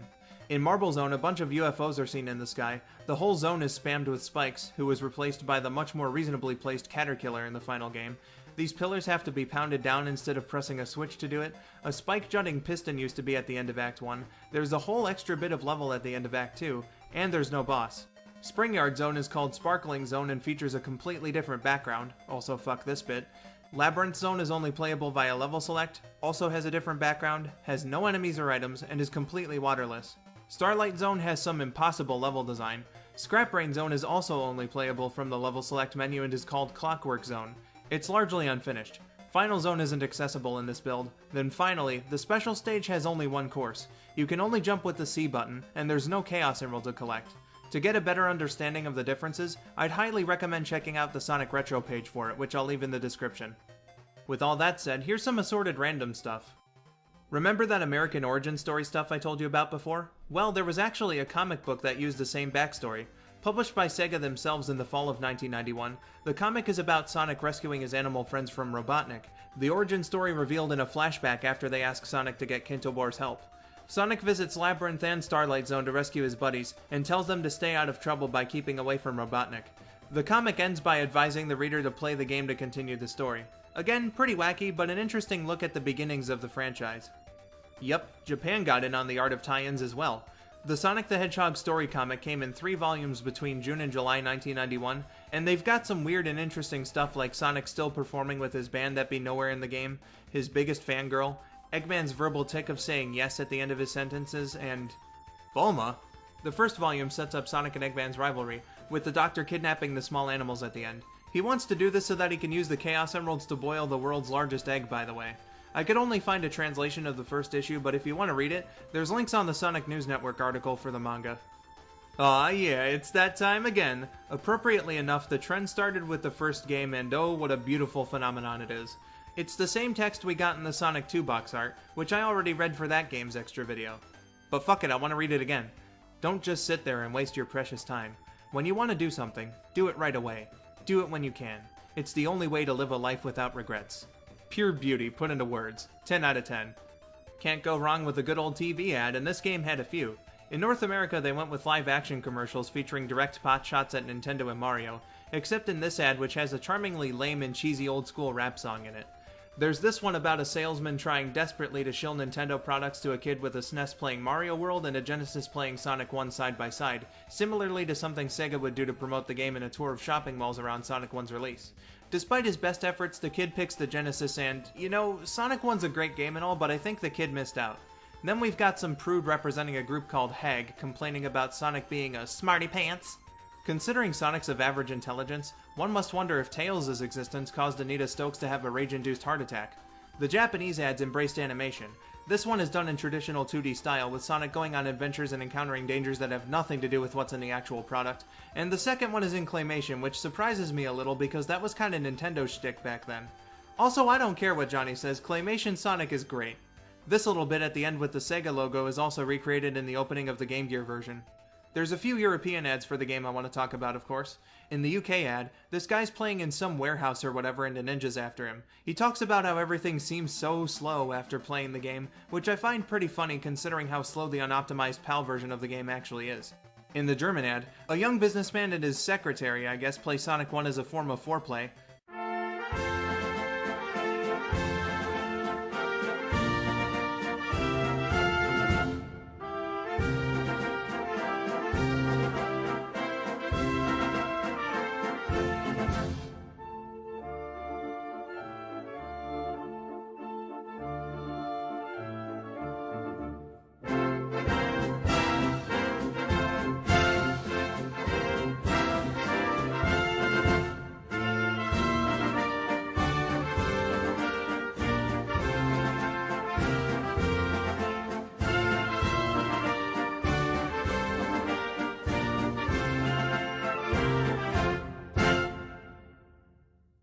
Grease, what the fuck was that? Okay, so I won't bore you with straight up ports and stuff because I know you guys are most likely aware it's on the Sonic Mega Collection or whatever, but there are some interesting re-releases of the 16-bit version. In 1997, Sega released Sonic Jam for the Saturn, which gave us all the main series Genesis titles but included some fun options like difficulty modes and the ability to spin dash in Sonic 1. Many years later, in 2013, a couple new versions came out. The first was released on the Nintendo 3DS, which had stereoscopic 3D effects and also gave you the spin dash. The other one was a widescreen enhanced remake for mobile phones by Christian Whitehead, which uses his retro engine and has Tails and Knuckles as playable characters along with a Sonic and Tails option, in addition to changes made in other versions. Also, shame on Sega for not putting this version out on anything other than phones. Then in 2018 there was the Sega Ages version, released on the Nintendo Switch. It's a port of the 3DS version but with additional features from the 3DS version of Sonic 2 as well as Sonic Mania. Plus, it also contains the first re-release of the Mega Play Arcade version of the game. So there we go, 4 interesting re-releases of Sonic 1 that have some unique features and whatnot. Glad my work is done. Fuck. Alright, I'll talk about it, but this one deserves a video of its own. Oh, what the hell am I getting myself into? Join me next time, folks, because I'm gonna dig into Sonic the Hedgehog Genesis for the Game Boy Advance. See you in a week. I've been skull902, thank you for watching, and have yourselves a wonderful day.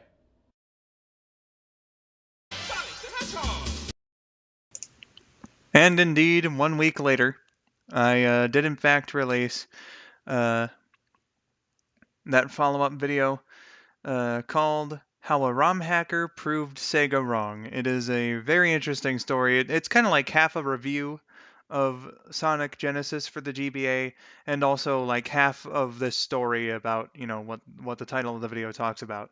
Um, I had well, it just goes for like all of these videos. I had a lot of fun making it.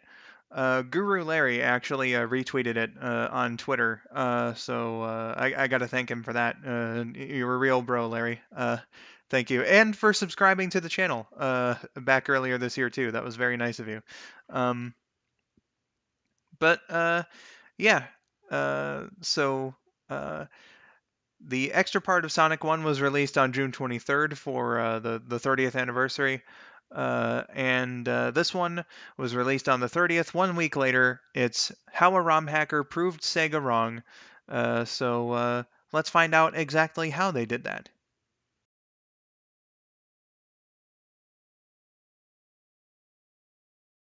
Hey everyone, skull902 here. Last week I said I'd conclude the Sonic 1 Let's Play once and for all by taking a look at Sonic the Hedgehog Genesis for the Game Boy Advance, and my god, what a train wreck this is.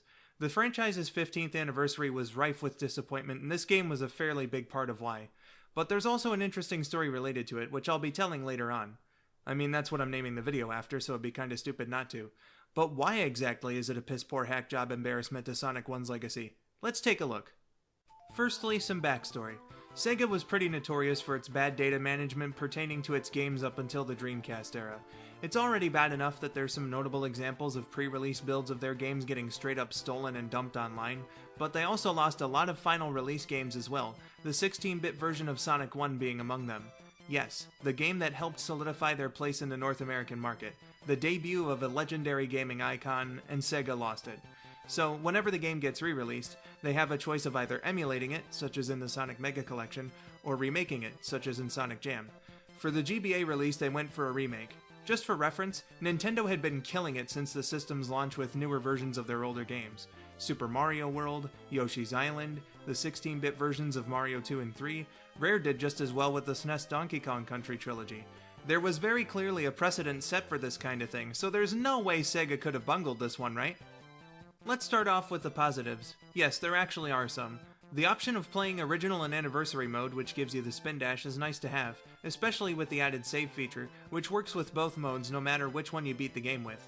There are problems with the visual presentation that I'll get into later, but the sprites are all faithfully brought over from the first game. All except the vertical springs, which are upside down for some reason, but that's really just a nitpick. The level design remains the same as the original version, and I didn't really have a problem with it there, so that's good. And yeah, those are the positives. Moving on. When you start the game up, you're greeted with this.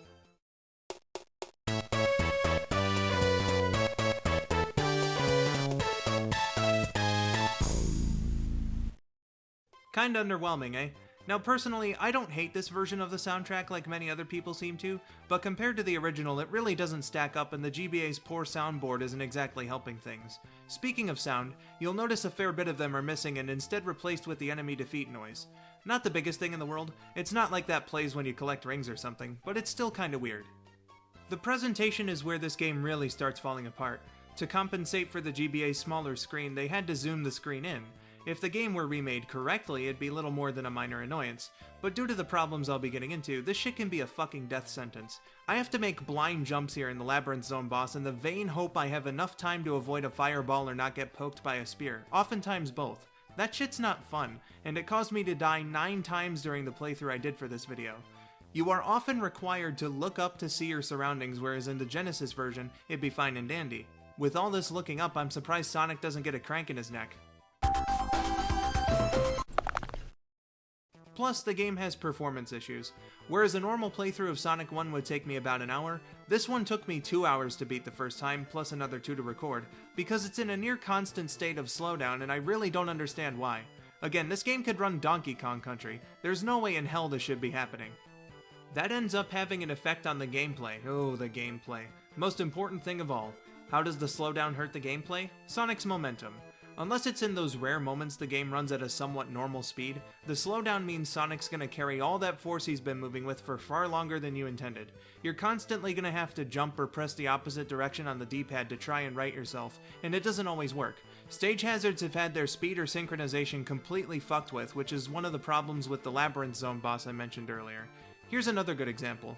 Beginning players are going to have a hell of a time with this block in Marble Zone Act 2, and the flame shooters can just go fuck themselves.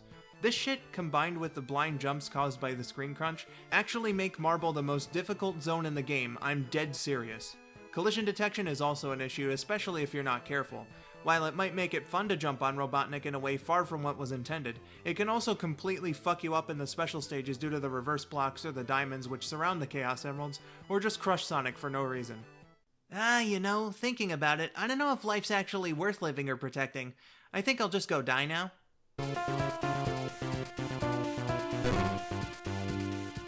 While we're on the subject of collision detection, have fun trying to use the teeter-totters in Starlight. At least screen crunch actually helps you out in the boss fight.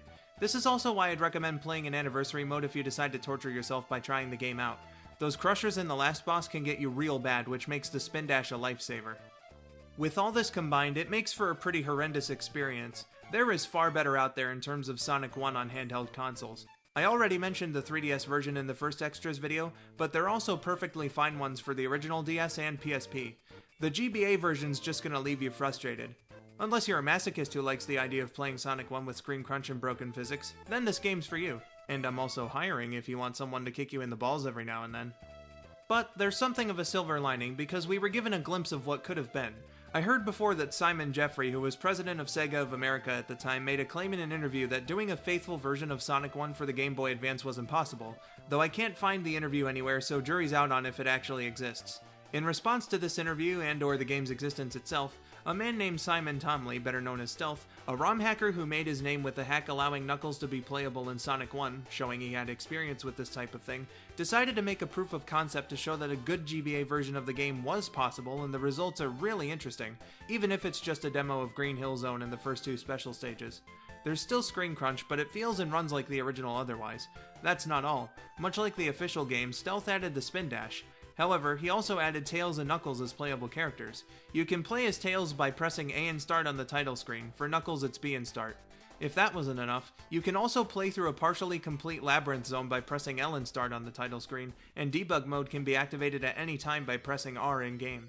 This fucking Chad knew that Sega could do better and showed them exactly how. Well done, man. You've got some balls.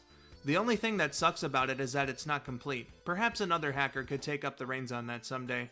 As for Stealth, well, he's obviously not doing bad for himself, being considered one of the greatest among the Sonic hacking scene and getting himself on board for an official Sonic title. Though that does show it's kinda sad how only visual fan works tend to get people noticed and hired by companies. I love writing, but here I am offering my services to kick people in the balls for money. What the hell am I doing with my life? And with that, I can finally put the Sonic 1 Let's Plays to rest. All it took was 6 years to get off my lazy ass, an embarrassment-induced redo LP of the 16-bit version, delays, and 4 hours of suffering with a depressingly broken remake of an all-time classic game. Happy 30th anniversary, Sonic! All joking aside, sorry about how long it took, but hey, the timing when I finally got around to it was pretty nice. Hope you enjoyed this dive into one of the many awful things about Sonic's 15th anniversary celebration. I have been skull902, thank you for watching, and have yourselves a wonderful day.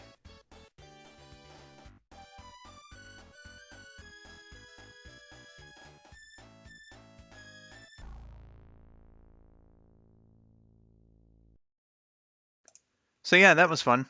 Quite liked making those two videos. And all that. Wild Style says, "What the hell?" Was it about that kicking people in the balls joke that I called back to? Just wondering. But in any case, after that, the next month I started up a new series, or rather a spin-off of an old series. I just did a stream for it hours like before this one, but I have my review series called Rule of Three, where I take a look at the first 3 episodes, or three installments of a series. It doesn't have to be like a TV show or whatever. It can be a manga or a comic, whatever the case may be. But I had done 8 episodes by the time that like I was itching to do the show again late last year. So I did a stream where I was picking out which 4 of those 8 episodes that I would like follow up on. That I said, hey, I like this thing.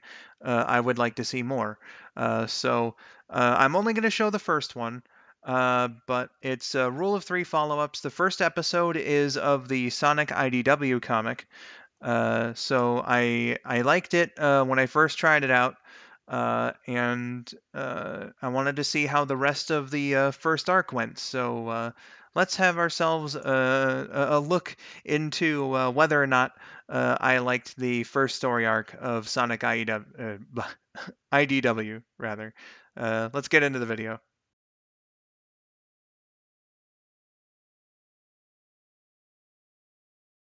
Hey everyone, skull902 here, and welcome to a companion series for Rule of 3, follow-ups.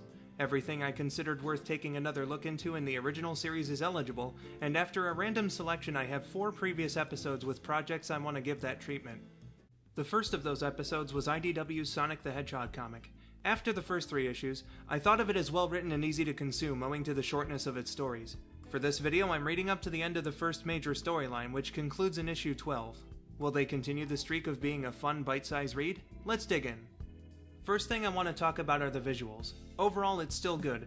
The action was fun, they have a knack for pulling off wacky expressions, and most of the time when it's just chill you've got good framing and posing, stuff like that. However, sometimes consistency does get tossed aside as if the deadline was coming up and whoever was drawing said, okay, whatever, this is good enough for a kid's comic, and called it a day. While I like those wacky expressions and the times they try to be funny with it, perhaps a little too much time goes into it to the detriment of important shots like the one at the end of issue 5, which is when I first noticed these. Sometimes it's a character's head looking a little fucked up, or weird things such as Sonic wrapping his arm around Silver's shoulder but it looks like his arm's going through Silver's throat, or Blaze and Amy almost looking like they have visible necks in one panel. From what I saw, it happens to Rouge the most.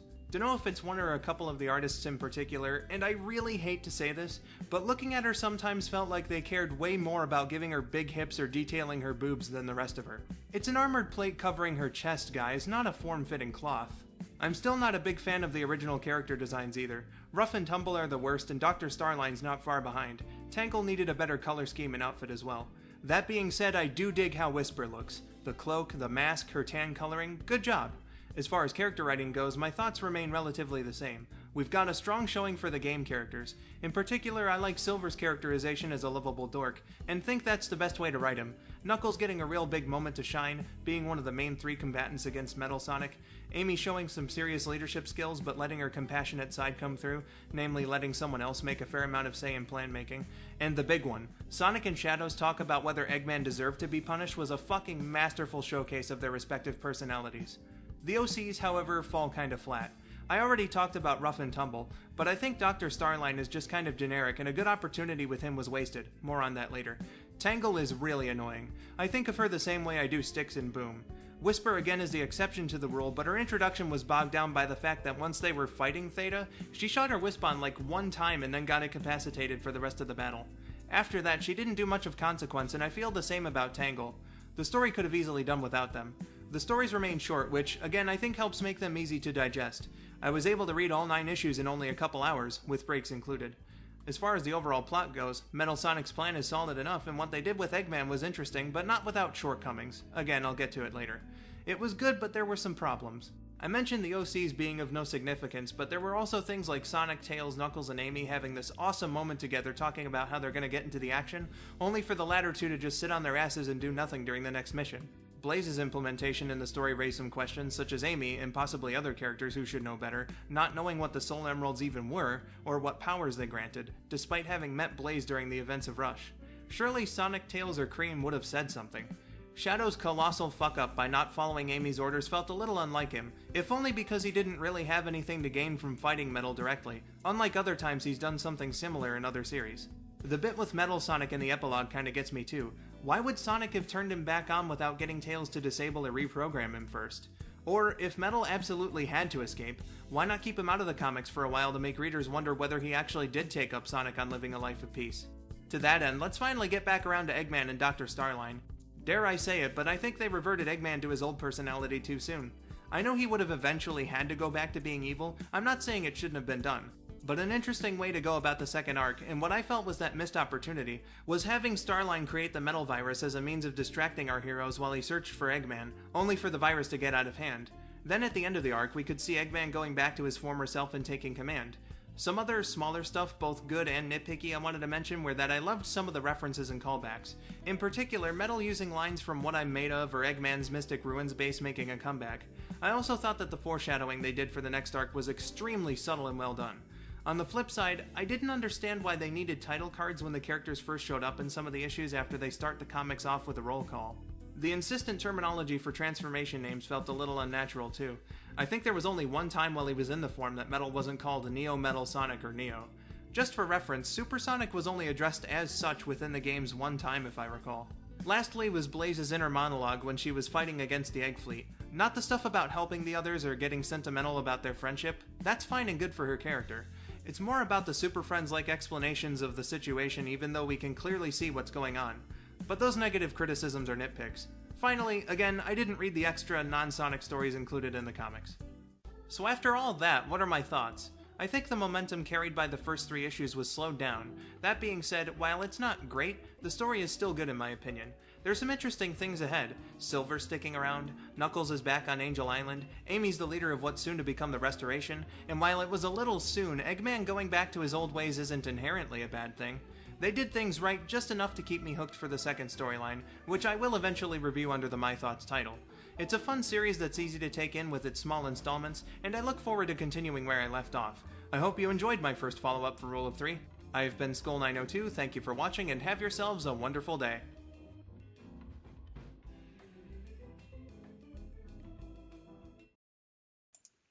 So yeah, there's a taste of Rule of 3 for those who weren't familiar. That's basically how it works, except I was, following up on something that I said that I wanted to see more of. So yeah. And now we're getting into the final stretch here. There's only 3 more videos before I start wrapping this whole baby up. So, a couple months later, in September, there was an anniversary, specifically September 27th. See, on that day in 2011, I started a series that I had, hyped up a little bit beforehand, and that for whatever reason, like newer fans of mine in recent years would like attach themselves to like a tiny bit. It's called Uberduck, and so, like, if it hadn't been for, my more recent fans, like some of them, getting attached to the series, I probably wouldn't have made something for the 10th anniversary of it. But considering that they did, and for whatever reason they do like it, even though I will never understand why, uh, I felt I owed it to them to basically do a video on how the whole process went of creating it, of filming the show, and doing all that. So and the aftermath as well. So I figured, fuck it. Uh, I got good fans, and I think it would be fun to uh, tell them the story of Uberduck. So. Yeah, let's just, I forgot to open the proper folder for this, if I'm not mistaken. Or did I? Uh-oh. Hold on.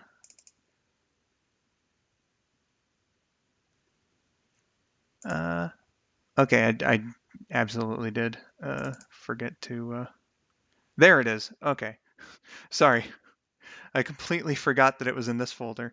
But we're good now. We're good now. So, yeah. Once again, I felt I owed it to the fans to make this one because they really liked the show and all that. So, without any further ado, let's get right into my thoughts on Uberduck's 10th anniversary.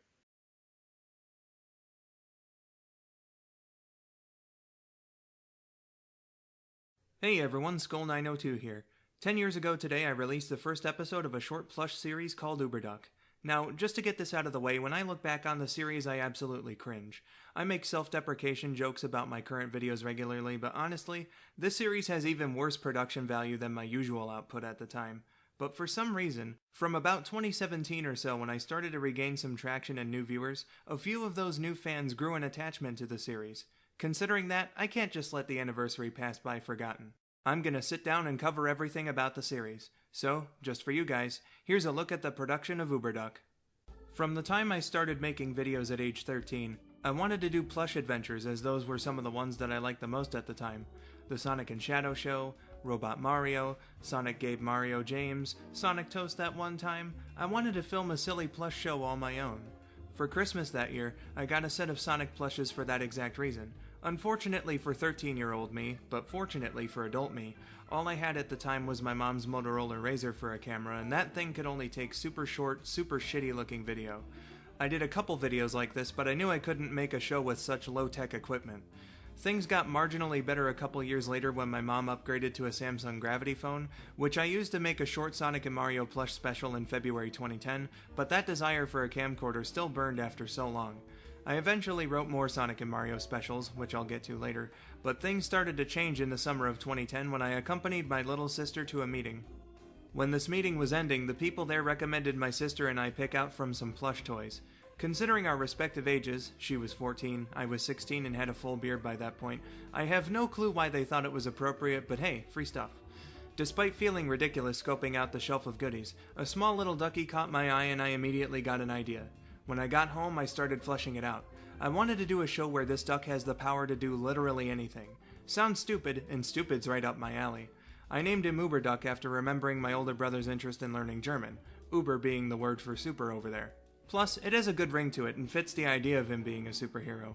I took the Gravity phone and filmed a prototype trailer for it soon after, sending it to KN as well as a performing arts instructor I knew from school. Kinda interesting how I made the trailer merely to pitch the concept, with the intention of remaking it later if the response was positive, which it turned out to be. Having been told I might have something, I was now gonna go all in on my desire for a proper camera, which I asked for and received as a Christmas gift. From there, I redid the shot from the pilot trailer, somehow making it look worse, as well as all the editing and uploaded the finalized trailer to my channel on December 27th, 2010, letting my viewers know that this new series would be coming the next year. About 4 months later, I thought of creating Uberduck's main villain. After remembering a bunny plush my mom had gotten a few years beforehand that had a smaller bunny with it, I took the smaller one and named him the Bastardly Bunny, a pathetic, weak little fuck who steals things, can create monsters, and gets absolutely zero respect. I filmed a second trailer of him making a declaration to Uberduck, but it was only up for a few hours because the audio was atrocious, as I recorded it inside my walk-in closet with no soundproofing at all, along with some audio boosting my video converter had that I didn't know I could turn off. Like, my standards were even lower back then than they are now. That should give you an idea of how bad it was. I think I deleted that one from my computer too, so it may be gone forever. In August that year, I eventually made the real second trailer by establishing the Bastardly Bunny's overconfidence and cowardice, as well as the main setting of the series, his evil lair. This trailer established the fact that I didn't know how to do upsets very well. That being said, I still love the globe I used, and that I'd be improvising the dialogue for each episode, which I'm sure turned out fantastic. Just have to finish up my evil, awesome lair, and yeah, it'll be awesome. The third and final trailer was a fun little spin on the first one, showing how little respect Bastardly Bunny actually has, as well as serving to announce the series premiere date, September 27th, 2011. So I knew the Bastardly Bunny was mainly going to be a thief, but when the subject came to what he was gonna steal, I wasn't left with many options. I couldn't edit something onto the footage because I only had Movie Maker, so it needed to be practical.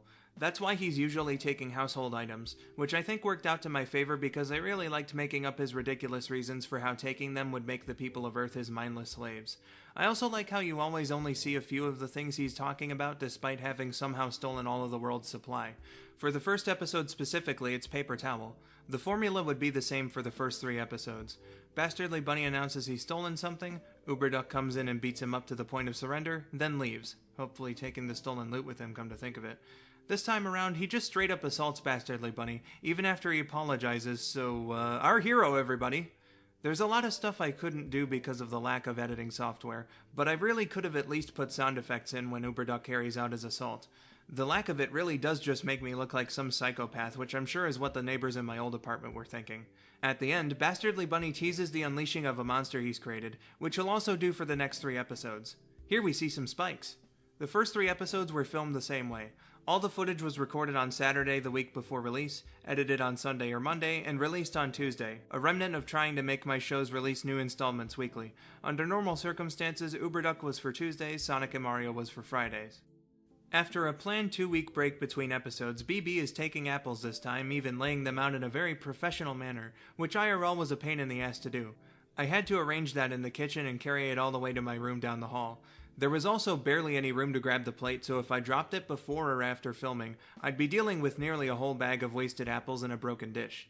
He also makes a comment about the floor of his lair changing because I changed my bedding in the time since filming the last one. After some self-deprecating fat humor, it's time to show off some of Uberduck's superpowers, and again, since I didn't have a fancy video editor, it had to be practical. So he mindfucks Bastardly Bunny's brain until he apologizes. Second time Uberduck beats him up after he agrees to return what he stole too. What a jerk.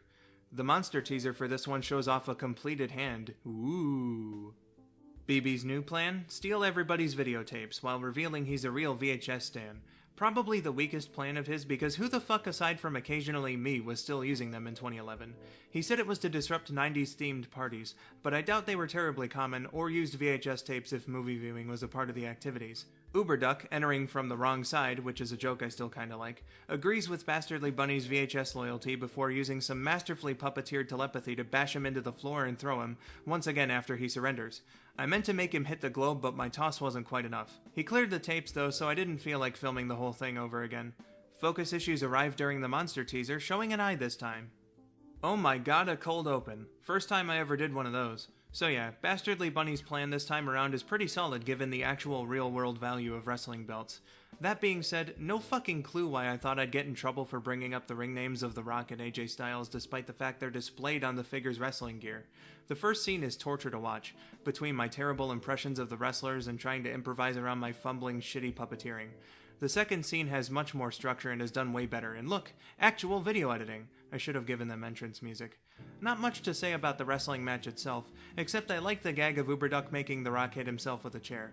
I think Rocky announcing his intentions beforehand makes it even more ridiculous. Filming that bit was pretty fun considering all the changing shots and whatnot. I was actually using some of my old wrestling figure accessories as well as a couple of those VHS tapes as an improvised tripod for my camera and tried to make the set look as authentic as I could. 2 desk lamps as spotlights, a folded garbage bag, a new one I assure you, as the ring mat. For my standards back then, it's honestly not that bad. I think I actually intentionally shot out of focus for the monster teaser, showing the top of its head. This episode was filmed over 2 days. On Saturday, I shot the first scene and the teaser in my room and then did most of the setup in my sister's room for the wrestling scene, which was recorded the next day. Despite the results, mostly to do with that first scene, I look back fondly on that weekend. Good times. No theft this time. Bastardly Bunny's just gonna get his monster out there to fuck shit up.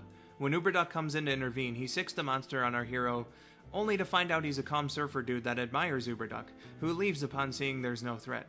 BB improvises dialogue while I try to switch from Uberduck walking off to putting the puppet on my hand as quickly as possible, until finally the monster comes in and says that he's had enough, thrashes his creator and throws him, once again missing my intended target.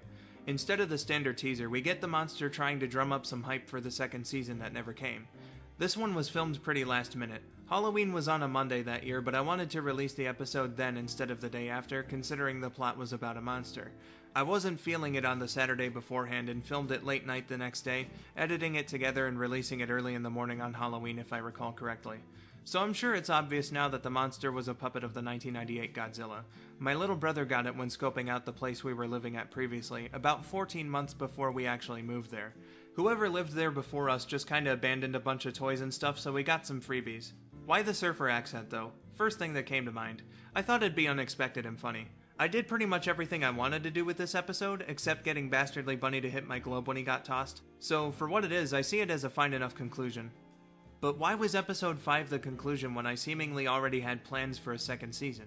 Well, I was originally planning to get it done in the spring of 2012, but I wasn't actually able to get out and buy a small teddy bear I needed for that season's monster. Once the summer came around, my family and I were also looking to move house. We damn near had a deal done, so I delayed season 2 until we'd be settled into the new place. I even filmed some bits involving the first season's monster trashing the Bastardly Bunny's lair to explain the change of scenery. I'd show you the footage, but it's unfortunately only on my old PC I don't have access to. Alas, the move fizzled out, so without a new monster and a place to make BB's new lair, I just waited until things could work themselves out. In addition to that, in the fall I hurt my throat and had to go through a 1.5 year long period where I couldn't voice act without feeling pain. We did eventually move in June 2013, and the throat pain subsided in early spring the following year. A couple plans I had were for the teddy bear monster to act stereotypically emo and be, of course, completely uninterested in fighting Uberduck. Then I also wanted to do an episode where our hero grows giant and crushes BB to stop him after seeing a large duck plush at Toys R Us that looked remarkably similar to Uberduck. Each new season of the show was going to be 5 episodes long with the exception of the final 2. Whenever I decided enough was enough, I was going to have the second to last season have 4 episodes and the last would have 6, with the series finale being a fourth wall breaking story about me, behind the camera, showing the Bastardly Bunny how the series was fictional. Before I get to the end of Uberduck's history, I thought it might be fun to mention that he was also going to be a character in future Sonic and Mario plush specials, which all ended up getting canned as well. Makes sense, I thought, considering the type of skits they would be. The second special was going to be about the aftermath of Sonic and Mario's second season, with our heroes celebrating their victory over Jason Sonic. Uberduck requests Soda to go with the pie they're getting, and then does that mindfuck thing to Knuckles for merely suggesting milk might go better with the treat. God, what a bully. The fourth holiday-themed special was the last one that I wrote, and was going to be similar to a Christmas reunion but with Amy actively searching for Sonic throughout. One of the people she goes to for advice is Uberduck, who originally thinks she's asking him to help out on the search, but is disappointed to see that she was actually asking if he could point her in Santa's direction. Bastardly Bunny starts rattling off a plan before Uberduck shuts him down. Ames even sent her lines in for the project. I should do something on all this unused Sonic and Mario stuff one day. So after Uberduck's first season finale, what became of the little guy? Well, in 2012, only a tiny bit before my acting hiatus, I filmed a special plush video as a birthday gift for one of my friends. Last time I mentioned it, I glossed over it since I thought the footage was lost on my old PC. I've since recovered it, only showing the visuals since it was made for just one person, but it's actually a sequel to another friends-only video I made a year earlier. That one featured just Sonic and Mario, plus a cameo by Superman.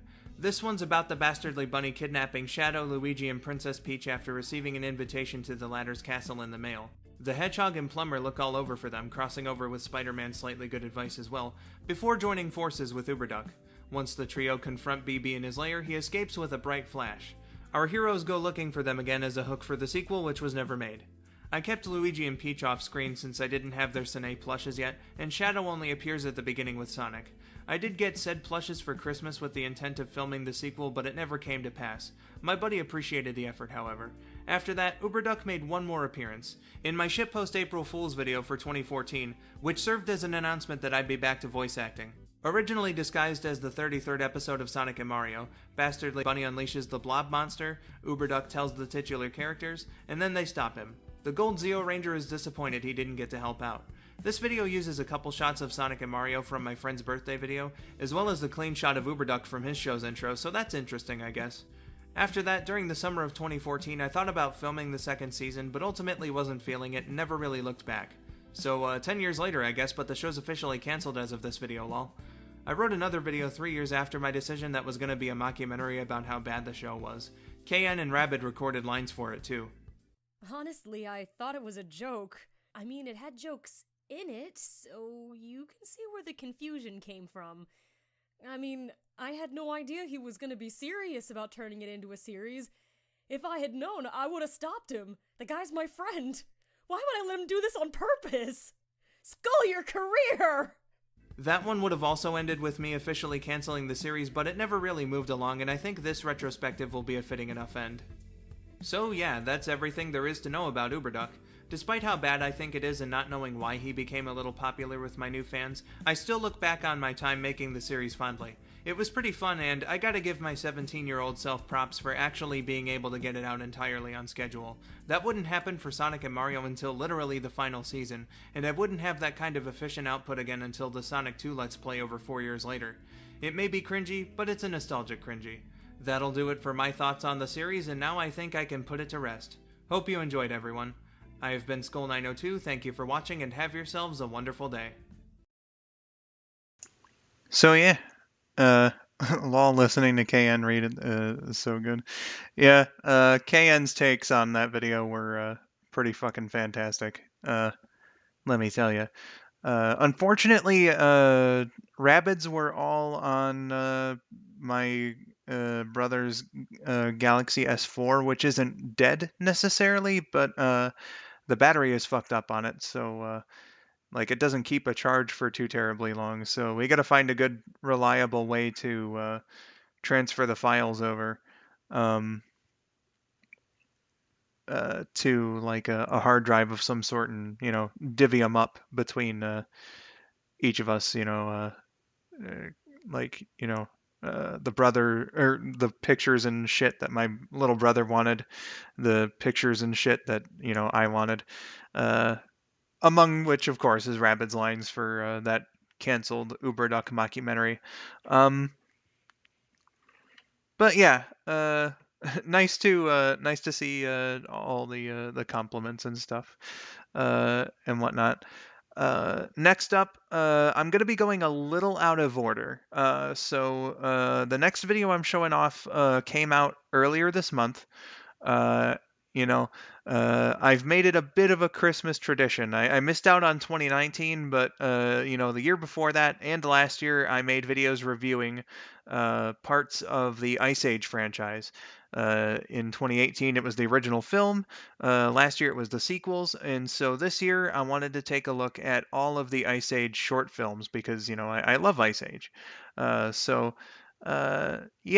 the next installment of my series of Ice Age reviews, my thoughts on all the short films. Let's jump right into that.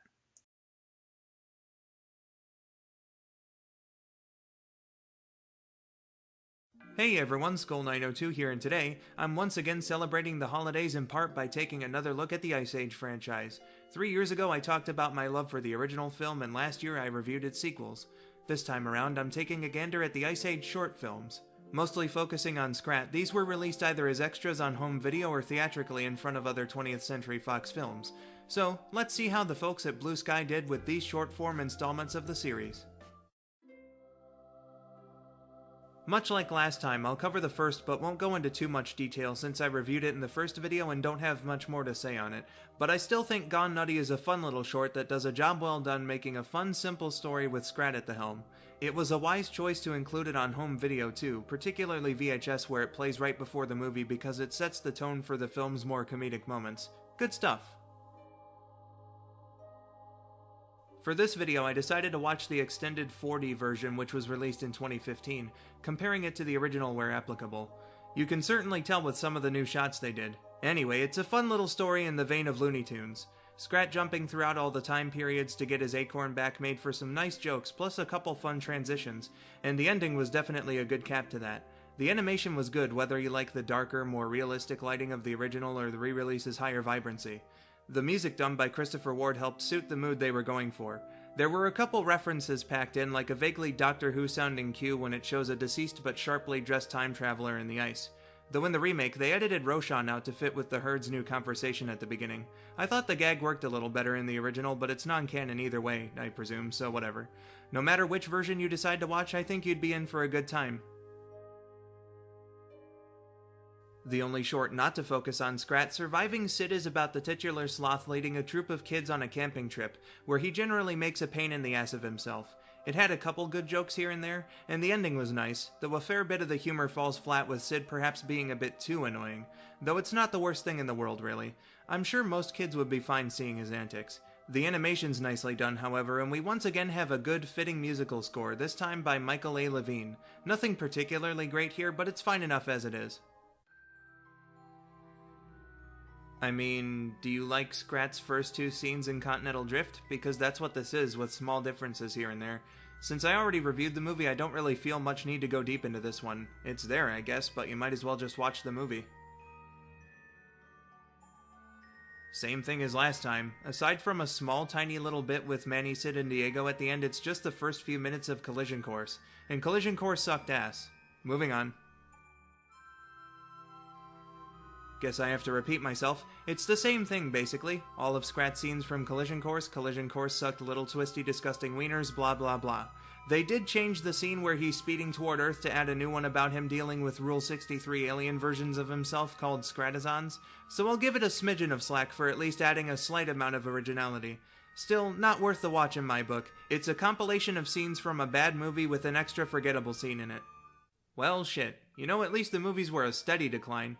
Here we have 2 good short films, an alright one, and then 4 lazy ones that barely qualify as short films. I thought I felt it with the movies, but I think the fall of the franchise is pretty evident looking at these. It's like they lost their confidence to try and make something original after the 3rd one, and I've gotta say, the disappointment is real. Ice Age could have been more, man. What's that? There is more? What does that entail? Dear God.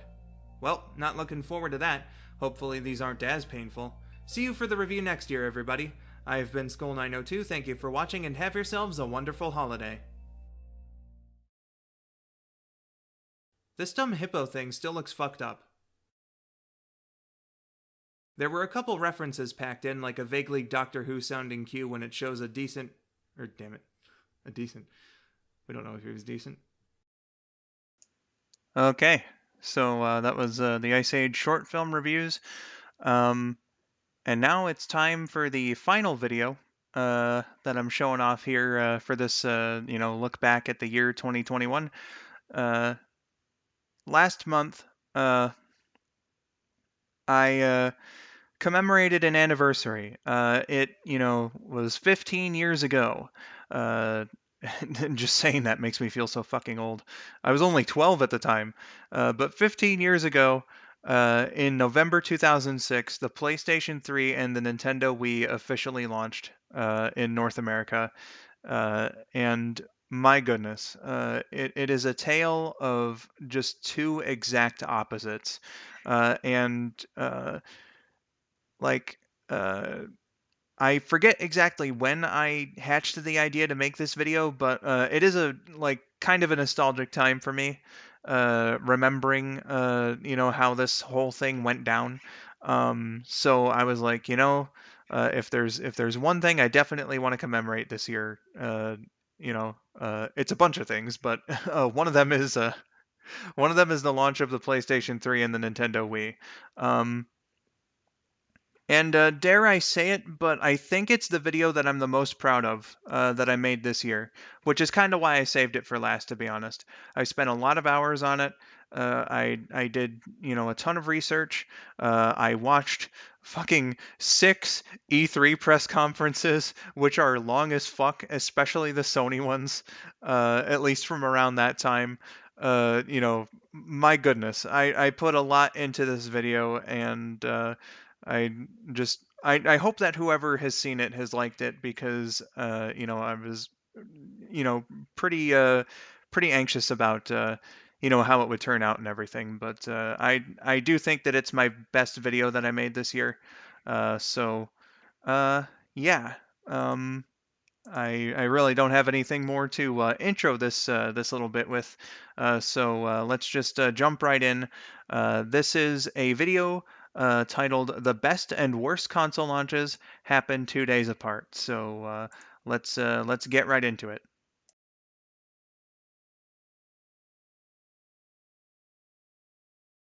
The year is 2005. Due to Nvidia ceasing the original Xbox's GPU, which forced the console's discontinuation, Microsoft is set to release its successor, the Xbox 360, in November, giving them a significant head start against their competition. After being revealed in an MTV special on May 12th, everyone in the gaming world has their sights set on E3, scheduled to take place less than a week later. The big question? Having already started the 7th generation in the handheld market, how will Nintendo and Sony respond to Microsoft's new home console? Hey everyone, I'm skull902, and today, I'm gonna tell you the story of the best and worst console launches of all time, which happened only 2 days apart. Let's first discuss what Nintendo and Sony were up against.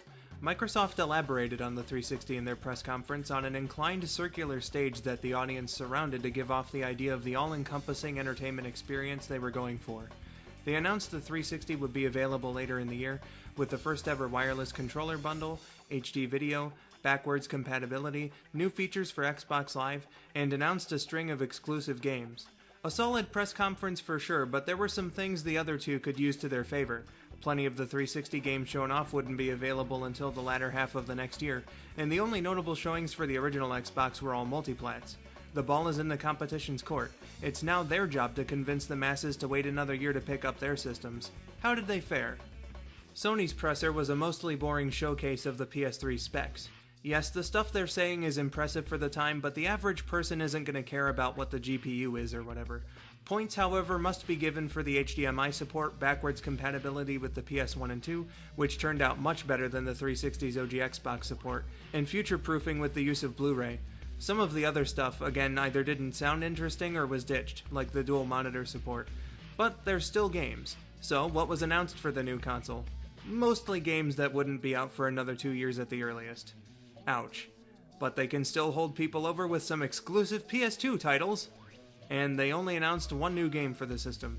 Sure, it's Final Fantasy XII, but you gotta have something for everyone. It's almost like you're dismissing your install base. There wasn't a single announcement for PSP games either. Overall, it felt very stilted and awkward, which gives off the impression that they had little confidence in the PS3, whereas Microsoft's presentation brimmed with optimism over the new platform. The extremely subdued crowd reaction to the console's reveal speaks a lot to just how underdone this conference was. However, maybe we should give Sony the benefit of the doubt. Xbox had been outselling them for the previous half year, but PS2 was the clear winner of the 6th gen by that point anyway. They could ride out the next year no problem. Though, just for comparison's sake, let's see what Nintendo had to say. The big end started off promising a revolution, and we'll get to that, but hey look, they're actually showing off games for the Game Boy Advance, DS, and GameCube for the next year. They also announced Wi-Fi Play for the DS, the micro model of the GBA, and indeed, unveiled their new Revolution system due for release the next year, which would not only support all GameCube software, but feature a download service called the Virtual Console for classic games from previous generations, and games for franchises old and new were on the way. Nintendo had a clear message at this conference. They were going to change the game like they were known to do because gaming is for everyone. Their presentation and speakers, for the most part, gave off all the right vibes. Reggie talks with authority and confidence as though Nintendo and their products were the one true gaming experience. Iwata brims with pride and speaks with a smile for most of his presentation. The speakers are having fun, cracking jokes, or making statements. Global sell-through for Nintendo DS stands at over 5 million, or more than twice the level for the PSP. Now, I know what some of you are thinking. Well, the PSP hasn't arrived in Europe yet. So we got there when we said we would, and they didn't. You know what? That's Sony's issue, not my problem. There's a live musical performance with a song composed entirely of sounds from a DS game. An incredible showing. Just listen to the crowd roar in excitement to see the revolution. And now you say, you want a revolution? Well, we've got one.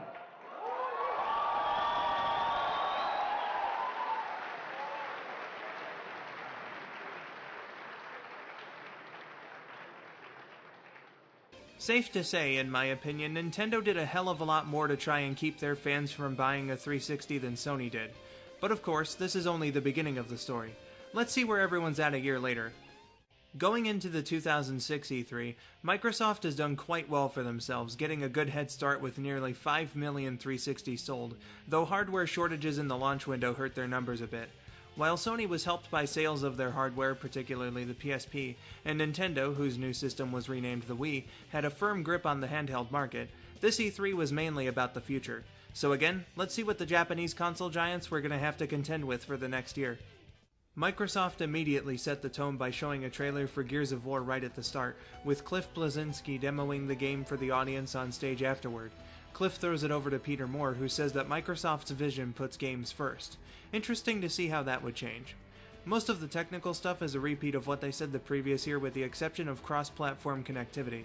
However, they announced a good chunk of classic titles coming to the Xbox Live Arcade, and they've upped the ante for some of these games by incorporating online play, achievements, and leaderboards that'll get overrun by hackers. For the big game reveals, we've got Lost Planet Extreme Condition, Mass Effect, Viva Pinata, Ignore This One, Dead Rising, Crackdown, as well as Grand Theft Auto 4, with a fun potshot at Sony included. Some guys do rubber ducks, some guys do tattoos.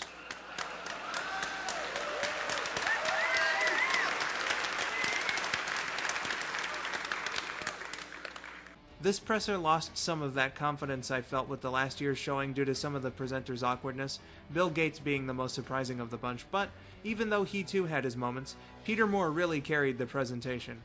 They were clear about what they wanted to do for Xbox with a big showing of upcoming games, though it does lose points for a couple of them taking multiple years to finally get released. A good conference, I think. Oh, and how could I forget? It ends with that epic as all hell reveal trailer for Halo 3, a clear showing that Xbox isn't fucking around. Let's go to Nintendo next. They also set the stage right off the bat by demonstrating what the system's all about, with the cool grandpa himself, Shigeru Miyamoto, playing an early build of Wii Music. Reggie comes out to say that what they've got in store isn't just next, but new, with a library of games that can appeal to everyone, the idea being that it's the next step in evolving video games as a medium. This philosophy is shown clearly with titles like Super Mario Galaxy, Wii Sports, Metroid Prime 3 Corruption, The Legend of Zelda Twilight Princess, ignore this one too, and Rayman Raving Rabbids. But the DS isn't left behind either. To go along with the new light model, there's new Super Mario Bros., Pokemon Mystery Dungeon Blue Rescue Team with Red for the GBA, Yoshi's Island DS, The Legend of Zelda Phantom Hourglass, as well as the remakes of Diddy Kong Racing and Final Fantasy III. Iwata shows up to explain how their new approach will work, from all sorts of connectivity options to the new styles of play, and the Virtual Console's offering of classic content to entice gamers old and new alike. The presser ends with Reggie reiterating that the company is about inclusion and the experience of playing. Once again, it was a good conference. A promising library of games were shown for the Wii and DS. Reggie still had that bombastic, confident delivery. Iwata still had his look of proudness, and Miyamoto looked like he was having a load of fun. They got that everyone's invited message out loud and clear, greatly demonstrated by having the winner of a contest come on stage and play a game of Wii Tennis at the end. And while it wasn't part of the conference, I'd be remiss to not mention the hype incarnate Super Smash Bros. Brawl trailer dropping at the event. Though, just like Microsoft, I feel their showing was a downgrade from the previous years due to some awkwardness with some of the speakers and gameplay showcases. Considering the trend, surely Sony will take a note of what went wrong last time and make an improvement, right? Well, just one year ago, we stood before you, our industry friends and partners, and unveiled our plans for PlayStation 3 for the very first time. The game is powered by Namco. It's Ridge Racer. Ridge Racer! Remember that one? Genji 2 is an action game which is based on Japanese history. First, I'm going to have to defeat this large enemy character here. So here's this giant enemy crab. But it's not what it looks like, it's what it does. So let's switch to the demo. And clearly, a little secret is waiting to be unveiled.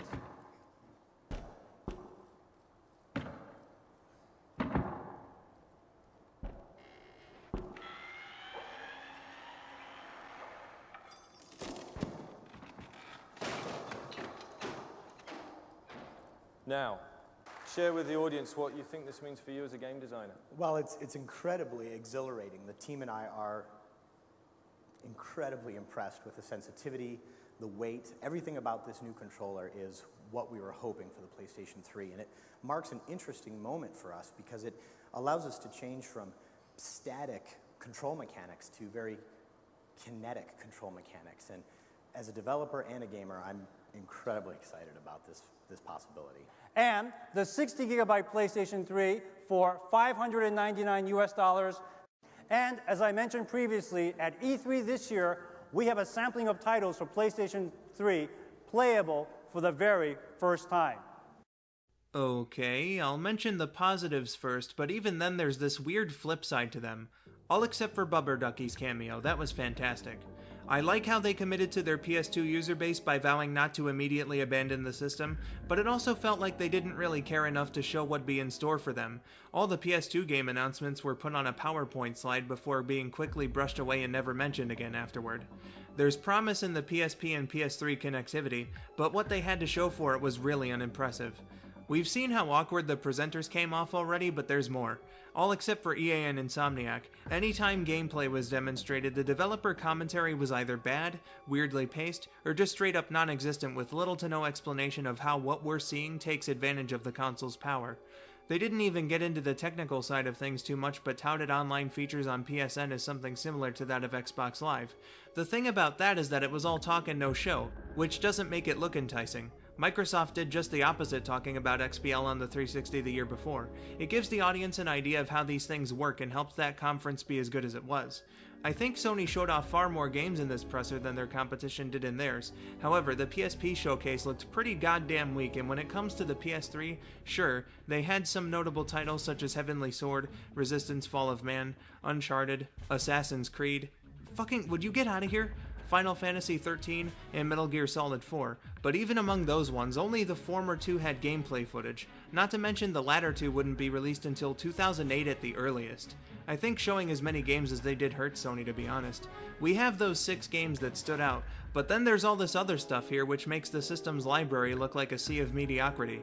Some of it was either cancelled outright or, even worse, in the case of 8 Days, they tried to mask CGI as in-game footage to make the system look more impressive than it actually was. So what we're left with is a system they had to lie about, with a lack of readily available or soon-to-come quality titles, and uncertainties about their online service and connectivity with other devices, that this guy says will turn him into a monkey. Is that really worth paying $599 US for when, at the same time, the 360 cost $200 less and the Wii was going to launch even cheaper? What a horrendous conference. Gonna be honest, it's not looking good for Sony here. Microsoft and Nintendo had conferences that declined from the previous year, but the PlayStation boys fucked up. There's a lot stacked against them in the next year and not a lot of time to make up for that. But, thankfully for Sony, there still is time.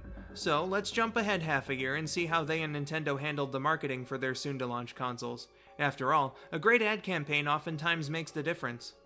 So it's the middle of November and people are chomping at the bit for these 2 new consoles. Meanwhile, Microsoft is trying to woo potential customers away with the allure of Gears of War, which itself had a fantastic ad campaign. They also did that weird Burger King promotion, but that's beside the point. PlayStation 3 released first on November 17th.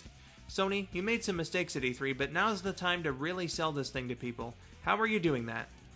Weird art house bullshit that paints the system as some kind of test subject. Everyone knows about the fucked up baby, but these other ones are almost just as incomprehensible. Leaking oil? An exploding Rubik's Cube? Eggs and birds? Whatever the hell this is supposed to represent? This is how you're demonstrating what your new platform has to offer?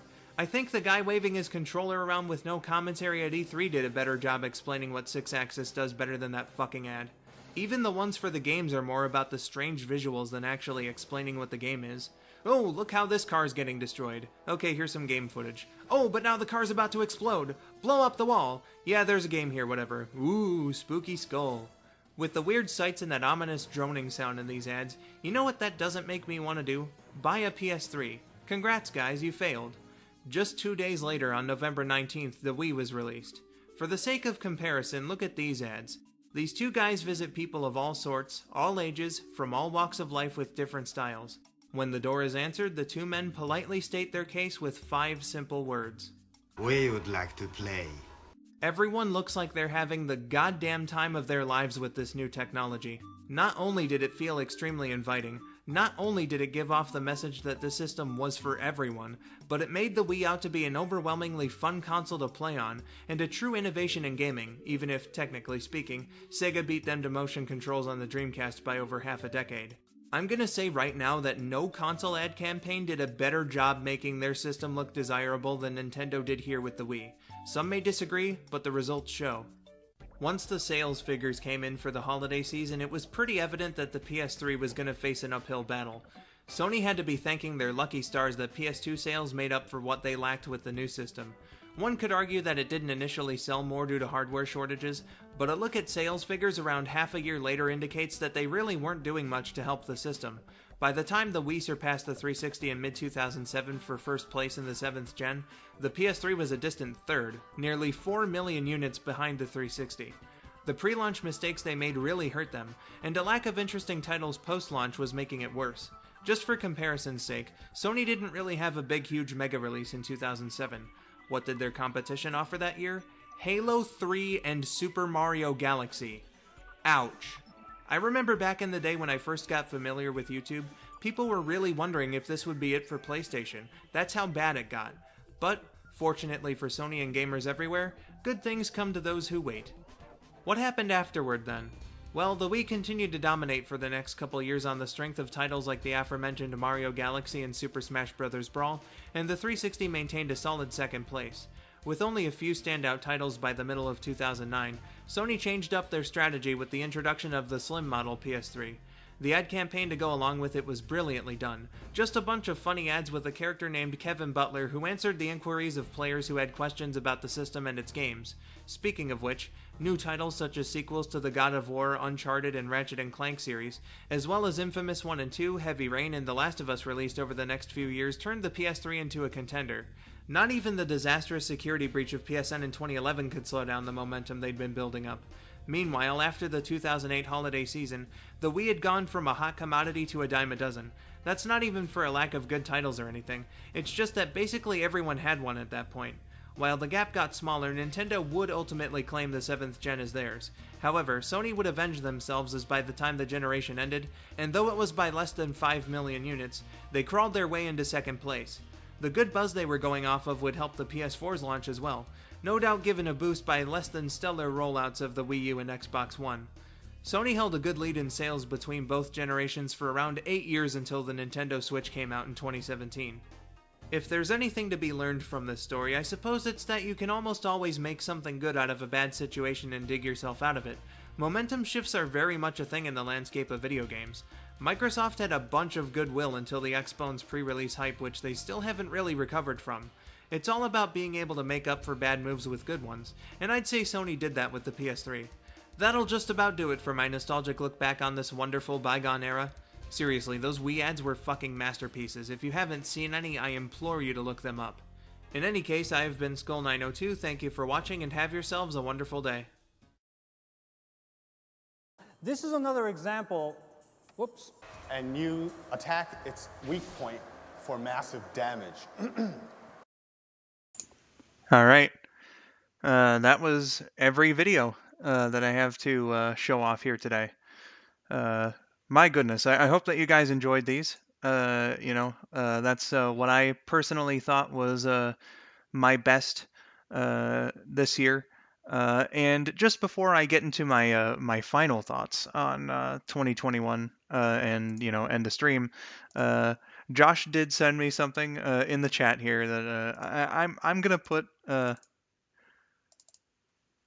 right in this screen right here. So yeah, let's make him a little bigger. My goodness. Oh, okay, yeah, gotta make him a little smaller actually. Okay, that should be good. But yeah, he edited a new version of my avatar just specifically for this purpose, to celebrate New Year's, and I love the way it looks. The hoodie says $120 to play Oink, which is a condition that Rabid made up for the extra live stream back in November.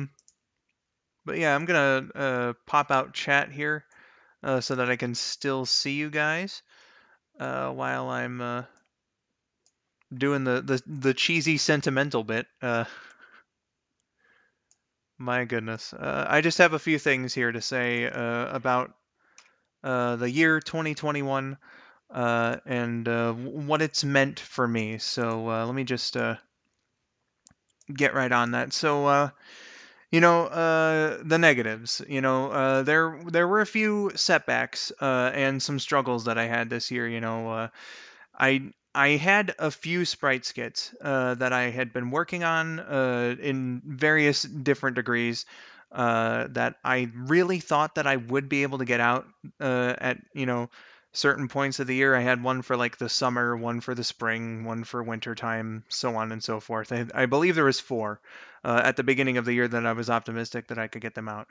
This is the first year now since 2015 where I have no sprite videos out, unless if you want to count the Lisa's best anime or anime thing that I put on Twitter.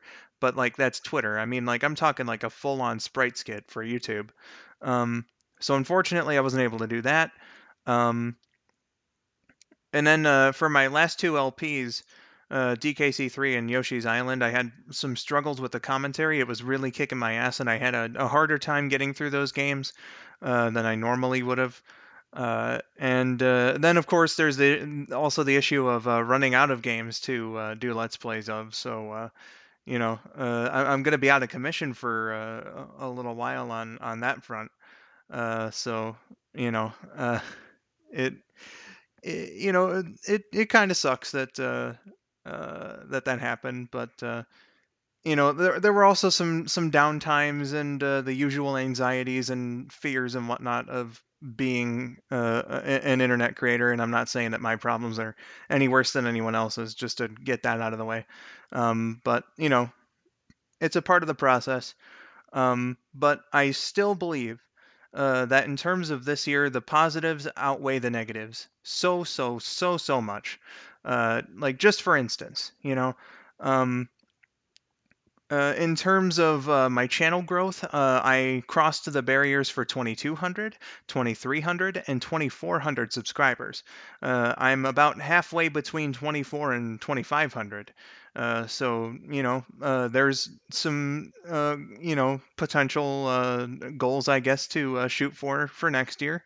If I guess if I really think about it, the numbers, never really were a thing that I got super concerned about or anything like that.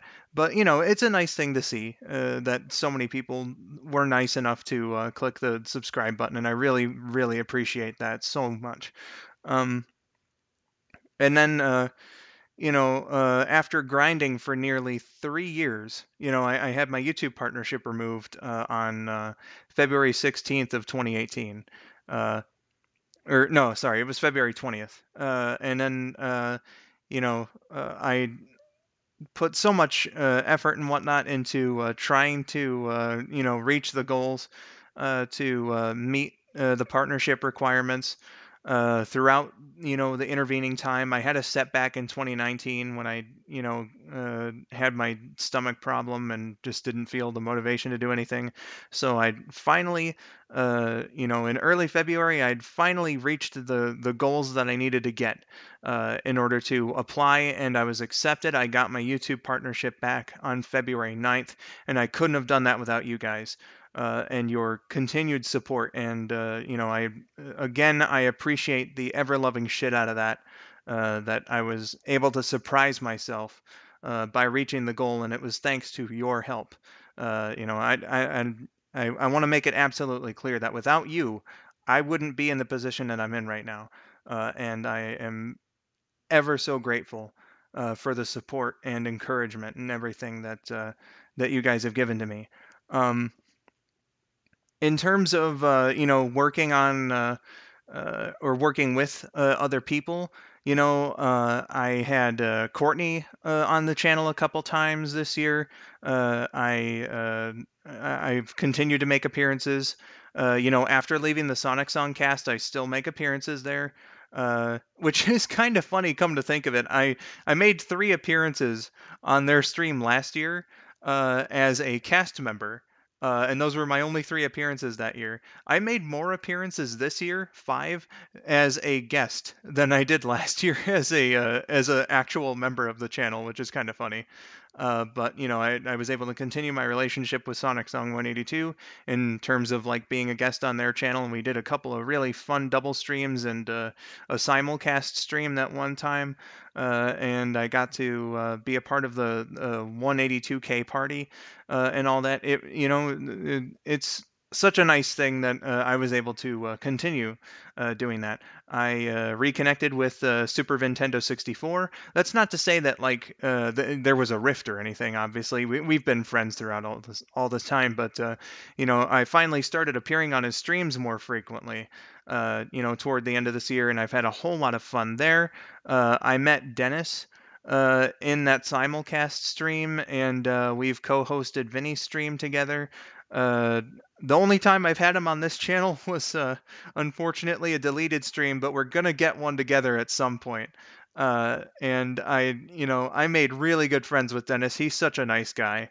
So I really appreciate like reconnecting and meeting the new people that I've met and working with all my old friends that I had so much good times working with beforehand in this year. Um, but it also extends to people joining this channel, of course. Uh, Lost Leader and Georgia became regular members of the channel this year. Georgia, in particular, really started to familiarize herself with you guys in the chat, and I'm very thankful and proud of you guys for accepting her into the fold, because she's not like the biggest Sonic fan or anything, and I know that Sonic is kind of like the main source of attraction, I guess, for people to this channel. So, thank you so much for,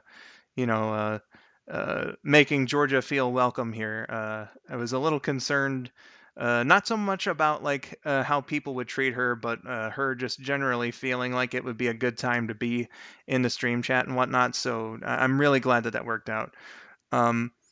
And then, of course, toward the end of the year, Simp and Rexy, who had been absent for, most of the year. In fact, it had been a year to the day in Rexy's case.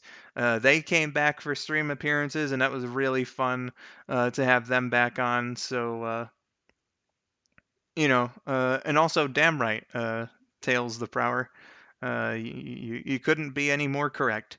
Um, but Simp and Rexy coming back was a really fun time too, so it was nice to get them to reconnect with the people and whatnot, and thank God those streams went well. Uh, like very important one here, a very important positive. I finally did an official Extra Life event, two of them, in fact, for the very first time. And we raised $35 for charity, which, some might say is a small amount, but you know what? Every dollar helps.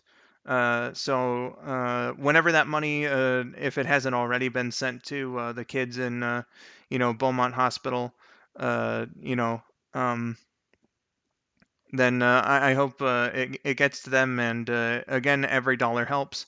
I'm really glad that we were able to do that through the official means and, see how much was being raised and everything. I think that the Extra Life events were really, really fun to do.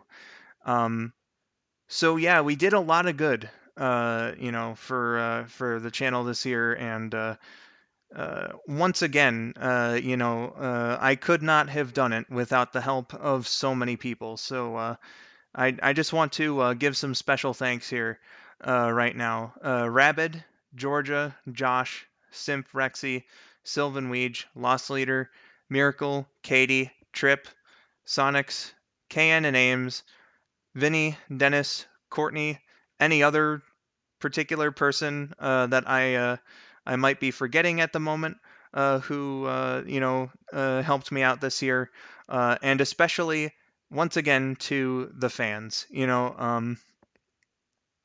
Uh, Once again, like I said, I wouldn't be in the position that I'm at right now. A YouTube partner, uh, you know, 2,400 subscribers without your support. And it really means so much to me that, I have fans that, watch and, like what I do and everything. It gives me some positive reinforcement and whatnot to, keep on going. I've always been passionate about making videos, but, it helps to see that sort of thing. Um, I'm just grateful that there are people who feel like I'm worth sticking around to watch, especially at the the fucking wee hours of the morning, like this.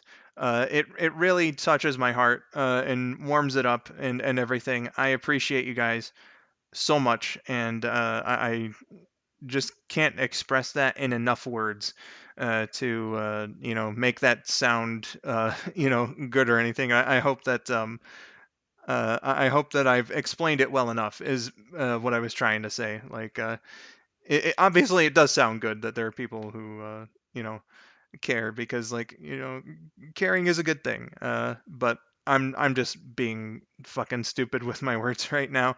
Um, But I love and appreciate you guys and your support and everything so much. And yeah, those are the things that I believe made 2021 a good year for this channel.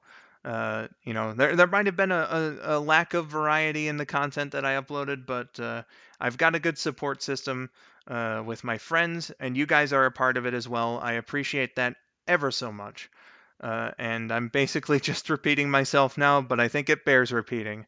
Because, just one more time, if it weren't for you, I'd be in a different place right now. So, again, just I appreciate it so much. So yeah, my goodness, my word. That is my thoughts on the year 2021. And my goodness, you know, uh, how long have we been on here now? 2.5 hours, and this is the 17th stream of the month of December alone. I got to see if 2021 broke a year record, but this is definitely the most streams that I've done archived in a month, by fucking far. Uh, Also, thank you guys in the chat for all the nice words. I really appreciate you. Um, uh, so my goodness, I've been doing a lot this month and whatnot, and I hope that you have enjoyed all the streams and the proper edited videos and whatnot for this year, and I hope that next year is even better for you and whatnot, and I will work my hardest to achieving that goal, and I hope that you stick around with me for the ride. So yeah, that'll be my final stream for this year. Look out for an update video tomorrow where I'm gonna lay out my plans for 2022. And yeah, my goodness, just once again, thank you all for your support and for sticking around again in the early ass hours of the morning. Uh, Oh, it's not going to be a Q&A sesh this time, Saturn. My voice is kind of wrecked right now. I'm so sorry. Uh, but yeah, I just hope that you enjoyed this one and all the content that's come out this month and all the content that's coming out this year or that has come out this year. And again, I'm going to work my hardest to make next year even better and whatnot. I hope that you stick around and everything like that. I don't have the skill to say it in any better words. I just, nice words to everybody, because I love you and appreciate you so much. But yeah, that'll do it for this one. I again will have an update video for you tomorrow. I don't know when the next stream is going to be, but I will talk more in depth about my plans tomorrow. So until then. I have been skull902. Thank you for watching. I hope you all have a very happy new year and everything. So yeah, thank you all for watching and have yourselves a wonderful day. Happy New Year, everybody.